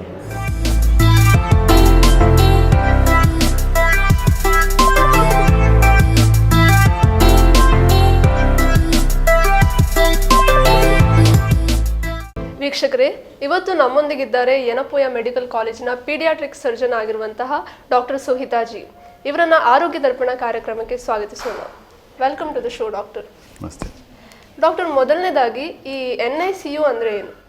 NICU ಹೇಳಿದ್ರೆ ನವಜಾತ ಶಿಶುಗಳ ತೀವ್ರ ನಿಗಾ ಘಟಕ. NICU ಅಂದರೆ ನಿಯೋನೇಟಲ್ ICU ಅಂತ ಹೇಳ್ತೇವೆ. ಇದರಲ್ಲಿ ಮಕ್ಕಳು ಹುಟ್ಟಿದ ಕೂಡಲೇ ಕೊಡುವಂಥ ಏನು ಟ್ರೀಟ್ಮೆಂಟ್ ಇದೆ ಅಥವಾ ಏನು ಸೌಲಭ್ಯಗಳನ್ನು ಮಗುವಿಗೆ ಇಮಿಡಿಯೇಟ್ ಆಗಿ ಕೊಡುವಂಥದ್ದು ಇರುತ್ತದೆ. ಅದನ್ನು ಅಲ್ಲದೆ ಮುಂದಕ್ಕೆ ಮಗು ಸಾಧಾರಣ 1 ತಿಂಗಳು ಆಗುವ ಪ್ರಾಯದವರೆಗೆ ಅದನ್ನು ನಿಯೋನೇಟ್ ಅಂತವೇ ಕರಿತೇವೆ. ನವಜಾತ ಶಿಶು ಅಂದರೆ 1 ತಿಂಗಳವರೆಗೆ ಇರುವಂಥ ಸಮಯ. ಆ ಸಮಯದಲ್ಲಿ ಇರುವಂಥ ಯಾವುದೇ ಕಾಯಿಲೆ ಇರಲಿ ಅಥವಾ ಯಾವುದೇ ಆಪರೇಷನ್ ಇರಲಿ, ಸರ್ಜರಿ ಆಗಲಿ, ಅಥವಾ ಬೇರೆ ಜಾಂಡೀಸ್ ಜಾಸ್ತಿ ಆದರೆ ಕೊಡುವಂಥ ಟ್ರೀಟ್ಮೆಂಟ್ ಆಗಲಿ, ಅದೆಲ್ಲವೂ ನಿಯೋನೆಟಲ್ ICU ಅಂದರೆ ನವಜಾತ ಶಿಶುವಿನ ತೀವ್ರ ನಿಗಾ ಘಟಕದಲ್ಲೇ ಕೊಡುವಂಥ ಪ್ರಸಂಗ ಬರ್ತದೆ. ಹಾಗೆ ಈ ಒಂದು NICU-ನಲ್ಲಿ ಏನೇನೆಲ್ಲ ಸೌಲಭ್ಯ ಇದೆ? NICU-ನಲ್ಲಿ ಫಸ್ಟಾಗಿ ನವಜಾತ ಶಿಶು ಈಗ ಸಿಸೇರಿಯನ್ ಆಗಿ ಆಪರೇಷನ್ ಆಗಿ ಮಗು ಹುಟ್ಟಿರ್ತದೆ, ಅಥವಾ ಕೆಲವು ಸಾರಿ ಟೈಮ್ಗಿಂತ ಮೊದಲೇ ಪ್ರೀಟರ್ಮ್ ಡೆಲಿವರಿ ಅಂತ ಹೇಳ್ತೇವೆ. ಆ ಟೈಮಿನಲ್ಲಿ ಹುಟ್ಟಿದ ಮಗು ಈಗ 33 ವಾರದಿಂದ 35 ವಾರಕ್ಕೆ ಹುಟ್ಟುವಂಥದ್ದು, ಅಥವಾ ಇನ್ನೂ ಕಮ್ಮಿ ಅಂದರೆ ಕೆಲವು ಮಕ್ಕಳು 500 ಗ್ರಾಮ್ ಇರ್ತದೆ. 28 ವಾರಗಳ ನಂತರ ಹುಟ್ಟಿದ ಮಗುವಿಗೆ ಆ ವೇಟ್ ಸಾಧಾರಣ ಒಂದು 500 ಗ್ರಾಮಿಂದ 700 ಗ್ರಾಮ್ನ ಮಕ್ಕಳು ಸಹ ಇರ್ತಾರೆ. ಅಂಥ ಮಕ್ಕಳಿಗೆ special circumstances require special needs ಅಂತ. ಆ ರೀತಿ ಅಂಥ ಸ್ಪೆಷಲ್ ನಮಗೆ ಸರ್ಕಮ್ಸ್ಟೆನ್ಸ್ ಸಿಗುವಾಗ ಅಂಥ ಮಕ್ಕಳನ್ನು NICU ಅಲ್ಲಿ ಇಟ್ಬಿಟ್ಟು ಅವರಿಗೆ ಸ್ಪೆಷಲ್ ಆದ ಕೇರ್ ಕೊಡಬೇಕಾಗ್ತದೆ. 700 ಗ್ರಾಮಿನ 800 ಗ್ರಾಮಿನ ಮಕ್ಕಳಿಗೆ ಈಗ ಫೀಡಿಂಗ್ ಸಹ ಸ್ಟಾರ್ಟ್ ಆಗಿರೋದಿಲ್ಲ. ಫೀಡಿಂಗ್ ಸಪ್ರೇಟ್ ಆಗಿ ಕೊಡಬೇಕಾಗ್ತದೆ. ಅದಕ್ಕೆ ಬೇರೆ ಬೇರೆ ವಿಧಾನಗಳಲ್ಲಿ ಕೊಡಲಾಗುತ್ತದೆ. ಅದರ ನಂತರ ಸ್ವಲ್ಪ ದೊಡ್ಡ ಮಕ್ಕಳು ಈಗ 33-35 ವಾರದ ಮಗು ಹುಟ್ಟಿದರೆ, ಅಂದರೆ ಪ್ರೀಟರ್ಮ್ ಆಗಿ ಹುಟ್ಟಿದರೆ, ಆ ಮಕ್ಕಳಿಗೆ ಬೇರೆ ವಿಧಾನದ ಟ್ರೀಟ್ಮೆಂಟ್ಗಳು ಬೇಕಾಗ್ತದೆ.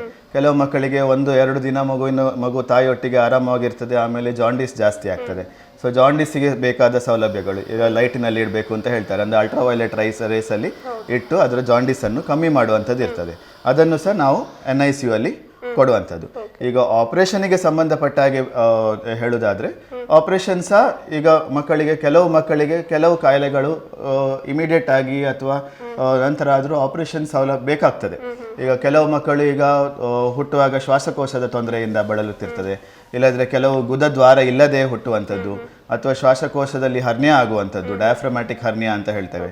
ಅಂಥ ಮಕ್ಕಳಿಗೆ ತೀವ್ರ ನಿಗಾ ಘಟಕ ಬೇಕೇ ಬೇಕಾಗುತ್ತದೆ. ಕೆಲವು ಮಕ್ಕಳಿಗೆ ಈವನ್ ವೆಂಟಿಲೇಟರ್ ಸೌಲಭ್ಯಗಳು ಸಹ ಬೇಕಾಗ್ತದೆ. ಅದೆಲ್ಲ ಸೌಲಭ್ಯವನ್ನು ಕೊಡುವಂಥ ಜಾಗ ಅಂದರೆ ನಿಯೋನೆಟಲ್ ICU. ಹಾಗೆ ಡಾಕ್ಟರ್, ಯಾವೆಲ್ಲ ಮಕ್ಕಳನ್ನ ಈ ಒಂದು NICU ತೀವ್ರ ನಿಗಾ ಘಟಕದಲ್ಲಿ ಇಡ್ತೀರಿ? ಮೆಡಿಕಲ್ ಕಾಯಿಲೆಗಳು ಮತ್ತು ಸರ್ಜಿಕಲ್ ಕಾಯಿಲೆಗಳು ಅಂತ ಎರಡನ್ನು ವಿಂಗಡಣೆ ಮಾಡಿದರೆ, ನಾವು ಮೆಡಿಕಲ್ ಕಾಯಿಲೆಗಳು ಈಗ ಶ್ವಾಸಕೋಶಕ್ಕೆ ಸಂಬಂಧಪಟ್ಟ ಹಾಗೆ ಅಥವಾ ಬ್ರೈನ್ನಲ್ಲಿ ಪ್ರೆಷರ್ ಜಾಸ್ತಿ ಇರುವ ಮಕ್ಕಳಿಗಾಗಿ ಅಥವಾ ಕರುಳಿನಲ್ಲಿ ಇನ್ಫೆಕ್ಷನ್ ಇರುವ ಮಕ್ಕಳಿಗಾಗಲಿ ಫಸ್ಟ್ ಅವರಿಗೆ ಮೆಡಿಕಲ್ ಲೈನ್ ಆಫ್ ಟ್ರೀಟ್ಮೆಂಟ್ ಅಂತ ಇರ್ತದೆ. ಅದನ್ನು ಪಿಡಿಯಾಟ್ರಿಷಿಯನ್ ಅವರು ನೋಡ್ಕೊಳ್ತಾರೆ. ಹಾಗೆ ಆಪರೇಷನ್ಗೆ ಸಂಬಂಧಪಟ್ಟ ಹಾಗೆ ಕಾಯಿಲೆಗಳು ಬಂದರೆ, ಕೆಲವು ಮಕ್ಕಳೀಗ ಅನ್ನನಾಳ ಇಲ್ಲದೆ ಹುಟ್ಟುವಂಥದ್ದು ಇರುತ್ತದೆ, ಅಥವಾ ಗುದದ್ವಾರ ಇಲ್ಲದೆ ಹುಟ್ಟುವಂಥದ್ದು ಇರುತ್ತದೆ, ಅಥವಾ ಹುಟ್ಟುವಾಗವೇ ಹೊಟ್ಟೆಯಲ್ಲಿ ಗೆಡ್ಡೆ ಇರುವಂಥದ್ದು, ಹರ್ನಿಯಾ ಇರುವಂಥದ್ದು, ಅಂಥ ಏನಾದರೂ ಕಾಯಿಲೆ ಬಂತು ಹೇಳಿದರೆ ಅಂಥ ಅದನ್ನು ಸರಿ ಮಾಡುವವರೆಗೆ, ಮಗು ಹುಷಾರಾಗಿ NICU ಇಂದ ಹೊರಗೆ ಹೋಗುವವರೆಗೆ NICU ಅಲ್ಲೇ ಟ್ರೀಟ್ಮೆಂಟ್ ಕೊಡಬೇಕಾಗ್ತದೆ. ಹಾಗೆ ಈ ನಾರ್ಮಲ್ ಡೆಲಿವರಿ ಆದ ಸಮಯದಲ್ಲಿ ಮಗು ನಾರ್ಮಲ್ ಆಗಿದ್ರೆ ಅಂತಹ ಮಕ್ಕಳನ್ನು NICU ಅಲ್ಲಿ ಇಡ್ತೀರಾ ಅಂತ? ಹೌದು. ಈಗ ಕೆಲವೊಮ್ಮೆ ಮಗು ಹುಟ್ಟಿದ ಕೂಡಲೇ 1-2 ಗಂಟೆಗಳ ಕಾಲ ಮಗುವಿನ ತಾಯಿ ಸಹ ಅಷ್ಟು ಬಳಲಿರ್ತಾರೆ. ಅಲ್ಲಿ ಇರುವಂತಹ ಪ್ರೊಸೀಜರ್ಗಳನ್ನು ಮುಗಿಸ್ಬೇಕಾಗ್ತದೆ. ಸಿಸೇರಿಯನ್ ಆದರೆ ಸಿಸೇರಿಯನ್ ಪೂರ್ತಿಯಾಗಿ ಕಂಪ್ಲೀಟ್ ಆಗಿ ತಾಯಿ ಒಂದು ಹುಷಾರಾಗುವವರೆಗೆ ಮಗುವನ್ನು ಆರೈಕೆ ಮಾಡಲಿಕ್ಕೆ ಹುಟ್ಟಿದ ಕೂಡಲೇ ಎಲ್ಲರಿಗೂ ಗೊತ್ತಿರೋದಿಲ್ಲ. ಅಂಥ ಮಕ್ಕಳನ್ನು ಸಹ 1-2 ಗಂಟೆಗಳ ಕಾಲ, 3-4 ಗಂಟೆಗಳ ಕಾಲ ಎಲ್ಲ ಕೆಲವೊಮ್ಮೆ ಫೀಡಿಂಗ್ ಎಲ್ಲ ಸ್ಟಾರ್ಟ್ ಆಗುವವರೆಗೆ ಅವರನ್ನು NICU ಅಲ್ಲಿ ಇಡುವ ಕ್ರಮ ಇರ್ತದೆ. ಹಾಗೆ ಡಾಕ್ಟರ್, ಈ NICU ಅಲ್ಲಿ ಇರುವಂತಹ ಮಕ್ಕಳಿಗೆ ಶಸ್ತ್ರಚಿಕಿತ್ಸೆ ಅಥವಾ ಸರ್ಜರಿ ಸಾಮಾನ್ಯವಾಗಿ ಮಾಡ್ತೀರಾ ಅಂತ? ಸಾಮಾನ್ಯ ಅಂತ ಹೇಳಲಿಕ್ಕೆ ಬರುವುದಿಲ್ಲ, ಆದರೆ ಬೇಕಾದಾಗ ಮಾಡಬೇಕಾಗ್ತದೆ. ಸರ್ವೇ ಸಾಮಾನ್ಯ ಎಲ್ಲ ಮಕ್ಕಳಿಗೆ ಈಗ ಮೋಸ್ಟ್ ಕಾಮನ್ ಅಂತ ಹೇಳಿದರೆ ಒಂದು ಹರ್ನಿಯಾ, ಹೈಡ್ರೋಸೀಲ್ ಅಥವಾ ಅಪೆಂಡಿಕ್ಸ್ ಕಾಯಿಲೆ, ಅಂಥ ಕಾಯಿಲೆ ತೀವ್ರ ನಿಗಾ ಘಟಕದಲ್ಲಿ ನಮಗೆ ಕಾಣಲಿಕ್ಕೆ ಬರುವುದಿಲ್ಲ. ಹರ್ನಿಯಾ ಸಹ ಬರ್ತದೆ, ಆದರೆ ಅದರಲ್ಲಿ ಒಂದು ವೇಳೆ ಕರುಳಿನ ಬಳಿ ಬಂದು ಸಿಕ್ಕಿ ಹಾಕಿಕೊಂಡ್ರೆ ಆ ಪ್ರಸಂಗದಲ್ಲಿ ಎಮರ್ಜೆನ್ಸಿಯಾಗಿ ಮಾಡುವಂಥ ಪ್ರಸಂಗ ಬರಬಹುದು. ಮೇನ್ ಆಗಿ ಬರೋದು ನಿಯೋನೆಟಲ್ ICU, NICU ಅಲ್ಲಿ ಬರುವಂಥ ಮೇನ್ ಕಾಯಿಲೆಗಳು ಏನಂದರೆ, ನಾನು ಹೇಳಿದಾಗೆ ಡಯಾಫ್ರಮ್ಯಾಟಿಕ್ ಹರ್ನಿಯಾ ಇರ್ತದೆ, ಅಥವಾ ಏನೋರೆಕ್ಟಲ್ ಮಾಲ್ಫಾರ್ಮೇಷನ್ ಅಂತ ಹೇಳ್ತೇವೆ, ಅಂದರೆ ಗುದದ್ವಾರ ಇಲ್ಲದೆ ಇರೋದು. ಆಗ ಇಮಿಡಿಯೇಟ್ ಆಗಿ ಮೋಷನ್ ಮಾಡಲಿಕ್ಕೆ ಸ್ಥಳವನ್ನು ಮಾಡಿಕೊಡ್ಬೇಕಾಗ್ತದೆ ಮಗುವಿಗೆ. ಶ್ವಾಸಕೋಶದ ತೊಂದರೆ ಅಥವಾ ಅನ್ನನಾಳ ಇಲ್ಲದೆ ಇರೋದು, ಅನ್ನನಾಳವೇ ಇಲ್ಲದಿದ್ದರೆ ಮಗುವಿಗೆ ಫೀಡ್ ಹೇಗೆ ಮಾಡ್ತೀವಿ? ಆದ ಕಾರಣ ಅದೆಲ್ಲ ಎಮರ್ಜೆನ್ಸಿ ಆಗ್ತದೆ. 1-2 ದಿನದ ಒಳಗೆ ಆಪರೇಷನ್, ಹುಟ್ಟಿದ 1 ಅಥವಾ 2 ದಿನದ ಒಳಗೆ ಮಾಡುವಂಥ ಆಪರೇಷನ್ಗಳು ಇರ್ತವೆ. ಮತ್ತೆ ಬೇರೆ ಇನ್ಫೆಕ್ಷನ್ ಇಂದ ಆಗುವಂಥದ್ದು, ಕರುಳಿನಲ್ಲಿ ಇನ್ಫೆಕ್ಷನ್ ಆದರೆ ಆ ಕರುಳಿನ ಭಾಗ ಕೆಲವು ಸಾರಿ ಗ್ಯಾಂಗ್ರೀನ್ ಆಗಿ ಹೋಗುವಂಥದ್ದು ಇರ್ತದೆ, ಅಥವಾ ಕರುಳು ಹೊಟ್ಟೆ ಆಗಿ ಅದರಲ್ಲಿರುವ ರಾಸಾಯನಿಕ ಪದಾರ್ಥಗಳು ಹೊರಗಡೆ ಬಂದು ಕೆಮಿಕಲ್ ರಿಯಾಕ್ಷನ್ ಆಗಿಬಿಟ್ಟು ಇರಿಟೇಷನ್ ಆಗಿ ಪೆರಿಟೊನೈಟಿಸ್ ಅಂತ ಹೇಳ್ತೇವೆ, ಹೊಟ್ಟೆ ಉಬ್ಬರಿಸಿಕೊಳ್ಳೋದು, ಅಂಥದ್ದು ಏನಾದರೂ ಕಾಯಿಲೆ ಇದ್ದರೆ ಅದಕ್ಕೂ ಸಹ ಇಮಿಡಿಯೇಟ್ ಆಗಿ ಸರ್ಜರಿ ಬೇಕಾಗುವಂಥದ್ದು. ಕರುಳಿನಲ್ಲಿ ಬ್ಲಾಕ್ ಆಗುವಂಥದ್ದು, ಕರುಳು ಹೊಟ್ಟೆ ಆಗುವಂಥದ್ದು, ಮೋಷನ್ ಹೋಗದೇ ಇರುವಂಥದ್ದು, ಎಕ್ಸೆಸಿವ್ ವಾಮಿಟಿಂಗ್, ಜಾಂಡಿಸ್ ಸಿಕ್ಕಾಪಟ್ಟೆ ಜಾಸ್ತಿ ಆಗಿ ಪಿತ್ತ ಹೋಗಲಿಕ್ಕೆ ಜಾಗ ಇಲ್ಲದೇ ಇರುವಾಗ ಅಂಥ ಕಾಯಿಲೆಗಳಿಗೆ ನಾವು ಎಮರ್ಜೆನ್ಸಿಯಾಗಿ ಸರ್ಜರಿ ಮಾಡೋದುಂಟು. ಅಂಥ ಮಕ್ಕಳನ್ನು 1 ತಿಂಗಳ ಒಳಗೆ ಇರ್ತಾರೆ ಅವರು, ಅಂಥ ಮಕ್ಕಳನ್ನು ನಾವು ತೀವ್ರ ನಿಗಾ ಘಟಕ NICU ಅಲ್ಲಿ ಇಡಬೇಕಾಗ್ತದೆ. ಹಾಗೆ ಈ NICU ನಲ್ಲಿ ಇರುವಂತಹ ಮಕ್ಕಳಿಗೆ ಶಸ್ತ್ರಚಿಕಿತ್ಸೆ ಮಾಡುವಾಗ ಏನಾದರೂ ರಿಸ್ಕ್ ಇರುತ್ತಾ ಅಂತ? ರಿಸ್ಕ್ ಅಡಲ್ಟ್ ಸರ್ಜರಿಗಿಂತ 10 ಪಟ್ಟು 20 ಪಟ್ಟು ಜಾಸ್ತಿ ಇರ್ತದೆ ಅಂತ ಹೇಳಬೇಕಾಗ್ತದೆ. ಯಾಕಂದರೆ ಈಗ ಒಬ್ಬ ಸಾಮಾನ್ಯ ನಾರ್ಮಲ್ ಮನುಷ್ಯನಲ್ಲಿ ಅಡಲ್ಟ್ ಅವಸ್ಥೆಯಲ್ಲಿ ಅವನ ಬಾಡಿಯಲ್ಲಿ ಒಂದು 4-4.5 ಲೀಟರ್ನವರೆಗೆ ಬ್ಲಡ್ ಇರ್ತದೆ. ಅದೇ ರೀತಿಯಲ್ಲಿ ಅವನ ಶ್ವಾಸಕೋಶ ಅಷ್ಟು ದೊಡ್ಡದಾಗಿ ಬೆಳವಣಿಗೆ ಆಗಿರ್ತದೆ, ಅವನ ಮಸಲ್ಸ್ ಅಷ್ಟು ಚೆನ್ನಾಗಿ ಡೆವಲಪ್ಮೆಂಟ್ ಆಗಿರ್ತದೆ, ಅವನಿಗೆ ಇರುವಂಥ ರೆಸಿಸ್ಟೆನ್ಸ್ ಪವರ್ ಅಷ್ಟು ಜಾಸ್ತಿ ಇಂಪ್ರೂವ್ ಆಗಿರ್ತದೆ. ನವಜಾತ ಶಿಶುವಲ್ಲಿ ಏನೂ ಇರುವುದಿಲ್ಲ. 3 ಕಿಲೋ, ಈಗ ದೊಡ್ಡ ಮಗು ಅಂತ ಹೇಳಿದ್ರು 3 ಕಿಲೋ 3.5 ಕಿಲೋ ಮಗು ಅಂತ ಆದರೂ ಸಹ ನವಜಾತ ಶಿಶುವಲ್ಲಿ ಅಷ್ಟು ರೆಸಿಸ್ಟೆನ್ಸ್ ಪವರ್ ಇರೋದಿಲ್ಲ. ಬ್ಲಡ್ ಮೈಯಲ್ಲಿರುವಂಥ total blood around 300-250 ml to 300 ml ಇರ್ತದೆ. ಆಪರೇಷನ್ನ ಅವಶ್ಯಕತೆ ಬಂದರೆ ರಕ್ತಸ್ರಾವ ಜಾಸ್ತಿ ಆಗಲಿಕ್ಕೆ ಬಿಡಲಿಕ್ಕೆ ಆಗೋದಿಲ್ಲ. ಅದೇ ಮಗುವಿಗೆ ಈಗ ಅನಸ್ತಿಷಿಯಾ ಕೊಡುವಂಥದ್ದು ಇನ್ನೂ ಸ್ಪೆಷಲಿಸ್ಟ್ ಟ್ರೀಟ್ಮೆಂಟ್ ಬೇಕಾಗುವಂಥದ್ದು. ಎಲ್ಲ ಜಾಗದಲ್ಲಿಯೂ ಉಪಲಬ್ಧತೆ ಇರುವುದಿಲ್ಲ. ಎಲ್ಲ ಜಾಗದಲ್ಲಿ ಈಗ ಪೆರಿಫರಲ್ ಸೆಂಟರಲ್ಲಿ ಸಣ್ಣ ಮಗುವಿಗೆ ಆಪರೇಷನ್ ಮಾಡುವಂಥ ಸೌಕರ್ಯ ಇರುವುದಿಲ್ಲ. ಅದಕ್ಕೆ ಇಂಥ ಟರ್ಷರಿ ಕೇರ್ಗೆ ಬರಬೇಕಾಗ್ತದೆ. ಎಲ್ಲಿ ಎಲ್ಲ ಸೌಲಭ್ಯ ಇದೆ, NICU ಕ್ಯಾರ್ ಇದೆ, ಸ್ಪೆಷಲೈಸ್ಡ್ ಎನೆಸ್ಥೆಟಿಸ್ಟ್ ಇದ್ದಾರೆ. ಹಾಗೆ ನಮ್ಮ ಹಾಗೆ ಈಗ ಸರ್ಜರಿ ಮಾಡುವವರು ಸಹ ಬೇಕಾಗ್ತದೆ. 3 ವರ್ಷ ಕಲಿತು ಅದಕ್ಕೋಸ್ಕರವೇ ಸ್ಪೆಷಲೈಸ್ಡ್ ದೊಡ್ಡವರ ಆಪರೇಷನ್ ಮಾಡೋದೇ ಅಲ್ಲ, ನಾವು ಮಕ್ಕಳದ್ದು ಆಪರೇಷನ್ ಮಾತ್ರ ಮಾಡೋದು. ಮಕ್ಕಳದ್ದು ಮಾತ್ರ ಮಾಡಲಿಕ್ಕೆ ನಮಗೆ ಸ್ಪೆಷಲೈಸೇಷನ್ ಆಗಿರ್ತದೆ. ಸೊ ಅಷ್ಟು ಸಣ್ಣ ಮಗುವಿನಲ್ಲಿ ಆಪರೇಷನ್ ಮಾಡಲಿಕ್ಕೆ ಅದರ ಚಾಕಚಕ್ಯತೆ ಎಲ್ಲ ನಾವು ಕಲಿತು ಅದನ್ನು ಮಾಡ್ತಾ ಇರ್ತೇವೆ. ಅದೇ ಸೌಲಭ್ಯ ಇರುವ ಕಾರಣ ಮಾತ್ರ ಅಂಥ ಮಕ್ಕಳಿಗೆ ಮಾತ್ರ ಇಂಥ NICU ಕ್ಯಾರಲ್ಲಿ ಕೊಟ್ಟುಬಿಟ್ಟು ನಾವು ಟ್ರೀಟ್ಮೆಂಟ್ ಕೊಡುವಂಥದ್ದು ಇರ್ತದೆ. ಹಾಗೆ ಎಲ್ಲ ಸೌಲಭ್ಯಗಳ ಖರ್ಚು ವೆಚ್ಚ ಹೇಗಿರುತ್ತೆ ಡಾಕ್ಟರ್? ಖರ್ಚು ಮೆಡಿಕಲ್ ಕಾಲೇಜ್ ವಾತಾವರಣದಲ್ಲಿ ಬಂದರೆ ಖರ್ಚಿನ ಮಟ್ಟ ಸುಮಾರು ಕಮ್ಮಿ ಆಗ್ತದೆ. ಹಾಗಂತ ಪ್ರೈವೇಟ್ ಕ್ಯಾರಲ್ಲಿ ತುಂಬ ಜಾಸ್ತಿ ಇರ್ತದೆ, ಲಕ್ಷಗಟ್ಟಲೆಯಲ್ಲಿ ಹೋಗುವ ಸಂಭವ ಇರ್ತದೆ. ಆದರೆ ಈಗ ನಮ್ಮ ಗೌರ್ಮೆಂಟಿಂದಾಗಿ ಅದರಲ್ಲಿ ಇನ್ಶೂರೆನ್ಸ್ ಸ್ಕೀಮ್ಸ್ ಎಲ್ಲ ಬಂದಿದೆ. ಆದ ಕಾರಣ ಸಾಮಾನ್ಯ ಜನರಿಗೆ ಸಹ ಈಗ BPL ಕಾರ್ಡ್ ಹೋಲ್ಡರ್ಸ್ ಆದರೆ ಅವರಿಗೆ ಆಯುಷ್ಮಾನ್ ಭಾರತ, ಆರೋಗ್ಯ ಕರ್ನಾಟಕ ಅದರ ಸ್ಕೀಮ್ನ ಅಂಡರ್ ಸಾಧಾರಣ ಆಲ್ಮೋಸ್ಟ್ ಎಲ್ಲ ಕಾಯಿಲೆಗಳು ಅಂತ ಹೇಳ್ಬೋದು. ಆಪರೇಷನ್ ಬೇಕಾಗುವಂಥ ಎಲ್ಲ ಕಾಯಿಲೆಗಳು ಯಾವುದಾದ್ರೂ ಒಂದು ನಿಯಮಿತ ಇದರ ಅಂಡರ್ ಬರ್ತದೆ. ಎಲ್ಲವನ್ನು ನಾವು ಕವರ್ ಮಾಡಿಬಿಟ್ಟು ಅದಕ್ಕೆ ಆಪರೇಷನ್ ಮಾಡುವಂಥ ಸೌಲಭ್ಯ ಗೌರ್ಮೆಂಟ್ ಕಲ್ಪಿಸಿಕೊಟ್ಟಿದೆ. ಅದಕ್ಕೆ ಧನ್ಯವಾದ ನಾವು ಹೇಳಬೇಕು. ಹಾಗೆ ಬೇರೆ ಇನ್ಶೂರೆನ್ಸ್ನ ಅವೈಲಬಿಲಿಟಿ ಸಹ ಇದೆ. ಈಗ ಹೊಸದಾಗಿ ಬಂದಿರುವಂಥದ್ದಂದರೆ ಇದು ಇತ್ತೀಚೆಗೆ ಆದಂಥ ಸೌಲಭ್ಯ. ಪಿಡಿಯಾಟ್ರಿಕ್ ಸರ್ಜರಿ ಅಸೋಸಿಯೇಷನ್ನವರು ಗೌರ್ಮೆಂಟಿಗೆ ಪ್ರೆಷರ್ ಹಾಕಿದ ಕಾರಣ ಈ ಸ್ಕೀಮ್ಗಳು ಬಂದಿದೆ. ಅಂದರೆ ಪ್ರೈವೇಟ್ನವರು ಸಹ ಇನ್ಶೂರೆನ್ಸ್ ಕೊಡಲಿಕ್ಕೆ ಶುರು ಮಾಡಿದ್ದಾರೆ. ಮೊದಲು ಇರ್ತವೇ ಇರಲಿಲ್ಲ. ಪ್ರೈವೇಟ್ನಲ್ಲಿ ಮಕ್ಕಳಿಗೆ ಇನ್ಶೂರೆನ್ಸ್ ಕೊಡುವುದಿಲ್ಲ, ಅಥವಾ ಹುಟ್ಟಿನಿಂದ ಬಂದ ಮೊದಲೇ ಗರ್ಭಸ್ಥ ಮಹಿಳೆಯಿಂದ ಬಂದ ಹುಟ್ಟಿನಿಂದವೇ ಬಂದ ಕಾಯಿಲೆಗಳಿಗೆ ಇನ್ಶೂರೆನ್ಸ್ನ ಸೌಲಭ್ಯ ಇರಲಿಲ್ಲ. ಈಗ ಕೆಲವು ಪ್ರೈವೇಟ್ ಇನ್ಶೂರೆನ್ಸ್ ಕಂಪನಿಯವರು ಕೂಡ ಗರ್ಭಸ್ಥ ಮಹಿಳೆಗೆ ಅಂದರೆ ಪ್ರೆಗ್ನೆಂಟ್ ಲೇಡೀಸ್ ಕಂಟಿನ್ಯೂಡ್ ವಿತ್ ನ್ಯೂನೇಟ್ಸ್ ಅಂತೇಳಿ ಮಕ್ಕಳಿಗೆ ಸಹ ಇರುವಂಥ ಇನ್ಶೂರೆನ್ಸ್ ಸ್ಕೀಮ್ಗಳು ಈಗ ಬಂದಿದೆ. ಇದು ಜನರಿಗೆ ಇನ್ನೂ ಅರಿವು ಮೂಡಬೇಕಷ್ಟೇ. ಈ ಸೌಲಭ್ಯವನ್ನು ನಾನು ಈ ಮುಖಾಂತರ ಅಟ್ಲೀಸ್ಟ್ ಜನರಿಗೆ ಹೇಳಲಿಕ್ಕೆ ಇಚ್ಛೆಪಡಿಸ್ತೇನೆ. ಡಾಕ್ಟರ್, ನೀವು ಈಗಾಗಲೇ NICU ಬಗ್ಗೆ ಸಾಕಷ್ಟು ಮಾಹಿತಿ ತಿಳಿಸಿದ್ರಿ. ಈಗ PICU ಅಂದರೆ ಏನು? PICU ಅಂದರೆ P ಸ್ಟ್ಯಾಂಡ್ಸ್ ಫಾರ್ ಪೀಡಿಯಾಟ್ರಿಕ್, ಮಕ್ಕಳ ಇಂಟೆನ್ಸಿವ್ ಕ್ಯಾರ್ ಯೂನಿಟ್ ಅಂತ, ತೀವ್ರ ನಿಗಾ ಘಟಕ ಮಕ್ಕಳು ಮತ್ತು ನವಜಾತ ಶಿಶುಕ್ಕೆ ಡಿಫ್ರೆನ್ಸ್ ಏನು ಅಂತ ಹೇಳಿದರೆ, ಹುಟ್ಟಿನಿಂದ 1 ತಿಂಗಳವರೆಗೆ ನಾವು ಅವರನ್ನು ನಿಯೋನೇಟ್ ಅಂತ ಕರಿತೇವೆ. ಅದರ ನಂತರ ಅವರು ಇನ್ಫೆಂಟ್ ಗ್ರೂಪಿಗೆ ಬರ್ತಾರೆ. 1 ವರ್ಷದವರೆಗೆ ಇನ್ಫೆಂಟ್ ಗ್ರೂಪ್ ಅಂತೇಳಿ, 1 ವರ್ಷದ ನಂತರದ ಮಕ್ಕಳಿಗೆ ಪಿಡಿಯಾಟ್ರಿಕ್ ಗ್ರೂಪ್ ಅಂತೇಳಿ. ಆದರೆ ಇನ್ಫೆಂಟಿಂದ ಹಿಡಿದು ಉಳಿದ ನಿಯೋನೇಟ್ ಅಲ್ಲದೆ ಇರುವಂಥ ಎಲ್ಲ ಮಕ್ಕಳು ಪಿಡಿಯಾಟ್ರಿಕ್ ICU ಅಲ್ಲಿ ಟ್ರೀಟ್ಮೆಂಟ್ಗೆ ಬರ್ತಾರೆ. ನಿಯೋನೇಟಲ್ ICU ಅಲ್ಲಿ ನಾವು 4 ಕಿಲೋವರೆಗೆ ಮಕ್ಕಳನ್ನು ತಗೊಳ್ಬೋದಾಗ್ತದೆ. ಅಲ್ಲಿ ಇರುವ ಬೆಡ್ಡಿನ ಗಾತ್ರವೇ ಅಷ್ಟೇ ಸಣ್ಣದಿರ್ತದೆ. ಅಂದರೆ ಲೈಟ್ ಕೊಡುವಂಥ ಬೆಡ್ ಇರುವಂಥದ್ದು ಅಷ್ಟೇ ಸಣ್ಣ ಬೆಡ್ ಇರ್ತದೆ. ಅದಕ್ಕಿಂತ ದೊಡ್ಡ ಮಗು ಆದರೆ ಅವರನ್ನು ದೊಡ್ಡ ಬೆಡ್ಡಿಗೆ ಹಾಕಬೇಕಾಗ್ತದೆ. ಅದರಲ್ಲಿ ಇರುವಂಥ ICU ಅಂದರೆ ಪಿಡಿಯಾಟ್ರಿಕ್ ICU ಅಂತ ಹೇಳಿ. ಹಾಗೆ ಇಲ್ಲಿ ಯಾವ ರೀತಿ ಟ್ರೀಟ್ಮೆಂಟ್ ಅನ್ನು ಕೊಡ್ತೀರಿ ಡಾಕ್ಟರ್? ಇಲ್ಲಿ ಬೇರೆ ಬೇರೆ ಕಾಯಿಲೆಗಳಿಗೆ ಅಗೇನ್ ಮೆಡಿಸಿನ್ ಮತ್ತೆ ಪಿಡಿಯಾಟ್ರಿಕ್ಸ್ ನವರು ನೋಡ್ತಾರೆ, ಮತ್ತೆ ಸರ್ಜಿಕಲ್ ಟೀಮ್ಸ್ ನೋಡ್ತದೆ. ಹಾಗೆ ಯಾವ ಮಕ್ಕಳಿಗೆ ಈಗ ಸರ್ಜರಿ ಅವಶ್ಯಕತೆ ಇದೆ, ಕೆಲವೊಮ್ಮೆ ದೊಡ್ಡ ರೀತಿಯ ಕರುಳಿನಲ್ಲಿ ಬ್ಲಾಕ್ ಇರುವಂಥದ್ದು, ಅಥವಾ ದೊಡ್ಡ ಆಪರೇಷನ್ ಆಗಿ ಕರುಳನ್ನು ಕತ್ತರಿಸಿ ನಾವು ಮರುಜೋಡಣೆ ಮಾಡಿರ್ತೇವೆ. ಪ್ಯಾಂಕ್ರಿಯಾಸ್ ಗ್ರಂಥಿಗೆ ಸಂಬಂಧಪಟ್ಟಂತ ಕಾಯಿಲೆ, ಕ್ರಾನಿಕ್ ಪ್ಯಾಂಕ್ರೆಟೈಟಿಸ್ ಅಂತ ಹೇಳ್ತೇವೆ, ಅಂತ ಮಕ್ಕಳು ಸುಮಾರು ಬರ್ತಾರೆ ಈ ಟೈಮಿನಲ್ಲಿ ನಮಗೆ. ಅದರಲ್ಲಿ ಸಹ ಇರುವಂಥ ಆಪರೇಷನ್ಗಳು ಏನಾದರೂ ಮಾಡಿದರೆ, ಅಥವಾ ಕೆಲವು ಮಕ್ಕಳಿಗೆ ಪೋರ್ಟಲ್ ಹೈಪರ್ ಟೆನ್ಷನ್ ಅಂತ ಹೇಳ್ತೇವೆ, ರಕ್ತಸ್ರಾವ ಆಗಿ ರಕ್ತವನ್ನು ವಾಂತಿ ಮಾಡುವಂಥ ಕಾಯಿಲೆಗಳು ಸಹ ಇರ್ತವೆ ಮಕ್ಕಳಿಗೆ.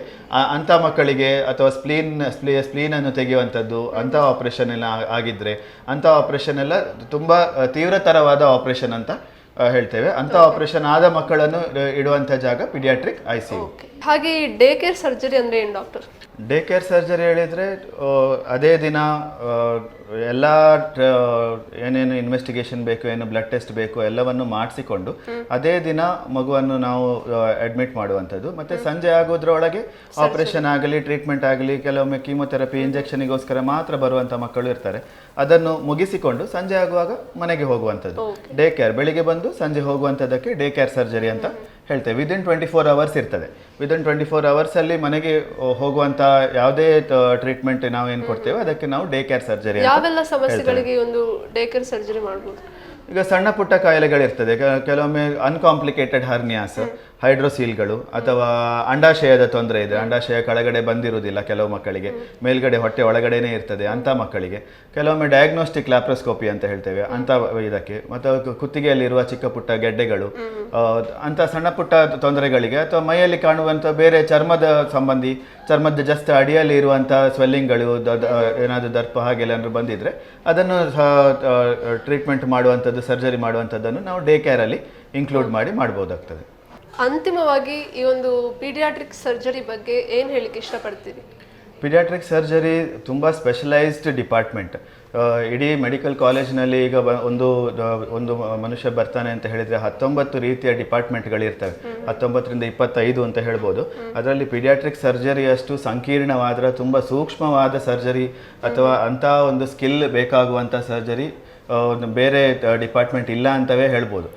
ಹೆಚ್ಚಿನ ದೊಡ್ಡ ಮಕ್ಕಳ ಅಥವಾ ದೊಡ್ಡವರ ಸರ್ಜರಿ ಮಾಡುವವರು ಸಹ ಮಕ್ಕಳ ಸರ್ಜರಿ ಮಾಡ್ತಾರೆ. ಕೆಲವರು ಹೊರಗಡೆ ಸವಲತ್ತಿಲ್ಲದ ಕಡೆ, ಸೌಲಭ್ಯ ಇಲ್ಲದ ಕಡೆ ಎಲ್ಲ ಸರ್ಜರಿ ಮಾಡ್ತಾರೆ. ಆದರೆ 5 ವರ್ಷದವರೆಗೆ ಅವರಿಗೆ ಮಕ್ಕಳನ್ನು ಮುಟ್ಲಿಕ್ಕೆ ಸಹ ಹೆದರಿಕೆ ಆಗ್ತದೆ. ಯಾಕಂದರೆ ಪೀಡಿಯಾಟ್ರಿಕ್ ಸರ್ಜರಿ ಅಂತ ಒಂದು ಡಿಪಾರ್ಟ್ಮೆಂಟ್, ಆ ಸೂಕ್ಷ್ಮತೆಯಲ್ಲೇ ಮಾಡಿದರೆ ಮಾತ್ರ ಮಕ್ಕಳಿಗೆ ಬೆನಿಫಿಟ್ ಸಿಗುವಂಥದ್ದು. ಈ ಮಕ್ಕಳು ಈಗ ಮಾಡಿದ ಆಪರೇಷನ್ ಅವರಿಗೆ ಜೀವನ ಪರ್ಯಂತ ಅದನ್ನು ಎಫೆಕ್ಟನ್ನು ಹಿಡ್ಕೊಂಡು ಹೋಗಬೇಕಾಗ್ತದೆ. ಇದರಲ್ಲಿ ಏನಾದರೂ ಆಚೆ ಈಚೆ ಆದರೆ ಮಗುವಿನ ಲೈಫಿಗೆ ಪ್ರಾಬ್ಲಮ್ ಆಗುವಂಥದ್ದು. ಸೊ ನಾವು ಆಪರೇಷನ್ ಮಾಡುವಾಗ ಈ ಮಗು 70 ವರ್ಷ, 80 ವರ್ಷ, 100 ವರ್ಷ ಬದುಕ್ತಾನೆ, ಇದನ್ನು ಮೈಂಡ್ ಸೆಟ್ ಅನ್ನು ನಾವು ಇಟ್ಕೊಂಡೇ ಆಪರೇಷನ್ ಮಾಡ್ತೇವೆ. ಮಗುವಿಗೂ ಅದೇ ರೀತಿ ಕೆಲವು ಆಪರೇಷನ್ ಅದೇ ಏಜ್ ಅಲ್ಲಿ ಆಗ್ಬೇಕು ಅಂತ ಇರ್ತದೆ. ಈಗ ಅಂಡಾಶಯದ ಆಪರೇಷನ್ 5 ವರ್ಷದ ಒಳಗಡೆ ಆಗ್ಲೇಬೇಕು ಅಂತ ಇರ್ತದೆ, 2 ವರ್ಷದೊಳಗೆ, 5 ವರ್ಷದೊಳಗೆ ಆಗುವಂಥದ್ದು. ಈಗ ಎಮರ್ಜೆನ್ಸಿ ಇರುವಂಥದ್ದು ಅದೇ ಟೈಮಲ್ಲಿ ಬೇಗ ಆಗಲೇಬೇಕಾದಂಥ ಸರ್ಜರಿ ಅದೇ ಟೈಮಲ್ಲಿ ಆಗಲೇಬೇಕು ಅಂತ ಹೇಳಿ ಜನರಿಗೆ ಅರಿವು ಮೂಡಿಸ್ಲಿಕ್ಕೋಸ್ಕರ ಅಂತವೇ ಈ ಸಲ ನ್ಯಾಷನಲ್ ಪೀಡಿಯಾಟ್ರಿಕ್ ಸರ್ಜರಿ ಡೇ ಅಂತ ಹೇಳಿ 29ನೇ ಡಿಸೆಂಬರ್, ಈಗ 2022-29ನೇ ಡಿಸೆಂಬರಿಗೆ ನಾವು ಅದನ್ನು ಆಚರಿಸಿದ್ದೇವೆ. ಅದೇ ಪ್ರಯುಕ್ತ ಈಗ ಅದರ ಕಂಟಿನ್ಯೂಯೇಷನ್ ಭಾಗವಾಗಿ ಈಗ ಮುಂದಿನ 2 ವಾರ, ನಾಡಿದ್ದು ಸೋಮವಾರದಿಂದ ಶುರುವಾಗಿ 2 ವಾರಗಳ ಕಾಲ ನಾವು ಪೀಡಿಯಾಟ್ರಿಕ್ ಸರ್ಜರಿ ಕ್ಯಾಂಪ್ ಅನ್ನು ಯೆನೆಪೋಯ ಮೆಡಿಕಲ್ ಕಾಲೇಜಲ್ಲಿ ಹಮ್ಮಿಕೊಂಡಿದ್ದೇವೆ. ಇದರಲ್ಲಿ ಎಲ್ಲ ರೀತಿಯ ಜನರಿಗೆ ಅರಿವು ಮೂಡಿಸುವುದಲ್ಲದೆ ಎಲ್ಲ ರೀತಿಯ ಸರ್ಜರಿಯನ್ನು ಸಹ ನಾವು ಕನಿಷ್ಠ ಬೆಲೆಯಲ್ಲಿ ಮಾಡಿಕೊಡಲು, ಜನರಿಗೆ ಹೆಲ್ಪ್ ಆಗುವ ರೀತಿಯಲ್ಲಿ ಮಾಡಿಕೊಡಲು ಒಂದು ವಿಶೇಷವಾದ ಕ್ಯಾಂಪನ್ನು ಈಗ ಮಾಡಬೇಕಂತ ಇದ್ದೇವೆ. ಅದನ್ನು ಜನರು ಒಳ್ಳೆಯ ರೀತಿಯಲ್ಲಿ ಸದುಪಯೋಗ ಪಡಿಸಿಕೊಳ್ಬೇಕು ಅಂತೇಳಿ ನಾವು ಕೇಳಿಕೊಳ್ಳುವಂಥದ್ದು. ಅದಲ್ಲದೆ ಜನರಲ್ಲಿ ಅರಿವು ಮೂಡಿಸುವುದು ಹೇಗೆ, ಜನರು ಪೀಡಿಯಾಟ್ರಿಕ್ ಸರ್ಜರಿ ಎಂಬುದು ದೊಡ್ಡವರಿಗೆ ಇರುವಂಥ ಸರ್ಜರಿ, ಮತ್ತು child is not a miniature adult ಅಂತ ಹೇಳ್ತಾರೆ. ದೊಡ್ಡ ಮನುಷ್ಯ ಇರುವಂಥದ್ದು, ಅದನ್ನು ಟ್ರೀಟ್ ಮಾಡುವಂಥವರೇ ಬೇರೆ, ಮಕ್ಕಳ ಪೀಡಿಯಾಟ್ರಿಕ್ ಸರ್ಜನೇ ಬೇರೆ ಎಂಬುದನ್ನು ಮೋಸ್ಟ್ ಇಂಪಾರ್ಟೆಂಟ್ಲಿ ನಾನು ಜನರಿಗೆ ಹೇಳಲು ಇಚ್ಛಿಸುತ್ತೇನೆ. ಇದರಲ್ಲಿ ಓಕೆ ಡಾಕ್ಟರ್, ಇಷ್ಟೊತ್ತು ನಮ್ಮೊಂದಿಗಿದ್ದು NICU ಹಾಗೆ PICU ಇದರ ಬಗ್ಗೆ ಸಾಕಷ್ಟು ಮಾಹಿತಿಯನ್ನು ನೀಡಿ ನಮ್ಮ ಜನರಿಗೆ, ವೀಕ್ಷಕರಿಗೆ ಅರಿವನ್ನು ಮೂಡಿಸ್ತೀರಿ. ನಿಮಗೆ ಆರೋಗ್ಯ ದರ್ಪಣ ಕಾರ್ಯಕ್ರಮದ ಮೂಲಕ ತುಂಬ ಹೃದಯದ ಧನ್ಯವಾದಗಳು. ಧನ್ಯವಾದಗಳು. ವೀಕ್ಷಕರೇ, ಇವತ್ತಿನ ಸಂಚಿಕೆಯಲ್ಲಿ NICU ಹಾಗೆ PICU ಇಲ್ಲಿ ಮಕ್ಕಳಿಗೆ ನೀಡುವಂತಹ ಶಸ್ತ್ರಚಿಕಿತ್ಸೆ ಹಾಗೂ ಇತರ ಸೌಲಭ್ಯಗಳ ಬಗ್ಗೆ ಸಾಕಷ್ಟು ಮಾಹಿತಿಯನ್ನು ತಿಳ್ಕೊಂಡ್ವಿ. ಮುಂದಿನ ಸಂಚಿಕೆಯಲ್ಲಿ ಮತ್ತೊಂದು ವಿಷಯದೊಂದಿಗೆ ಸಿಗ್ತೀನಿ. ನಮಸ್ಕಾರ.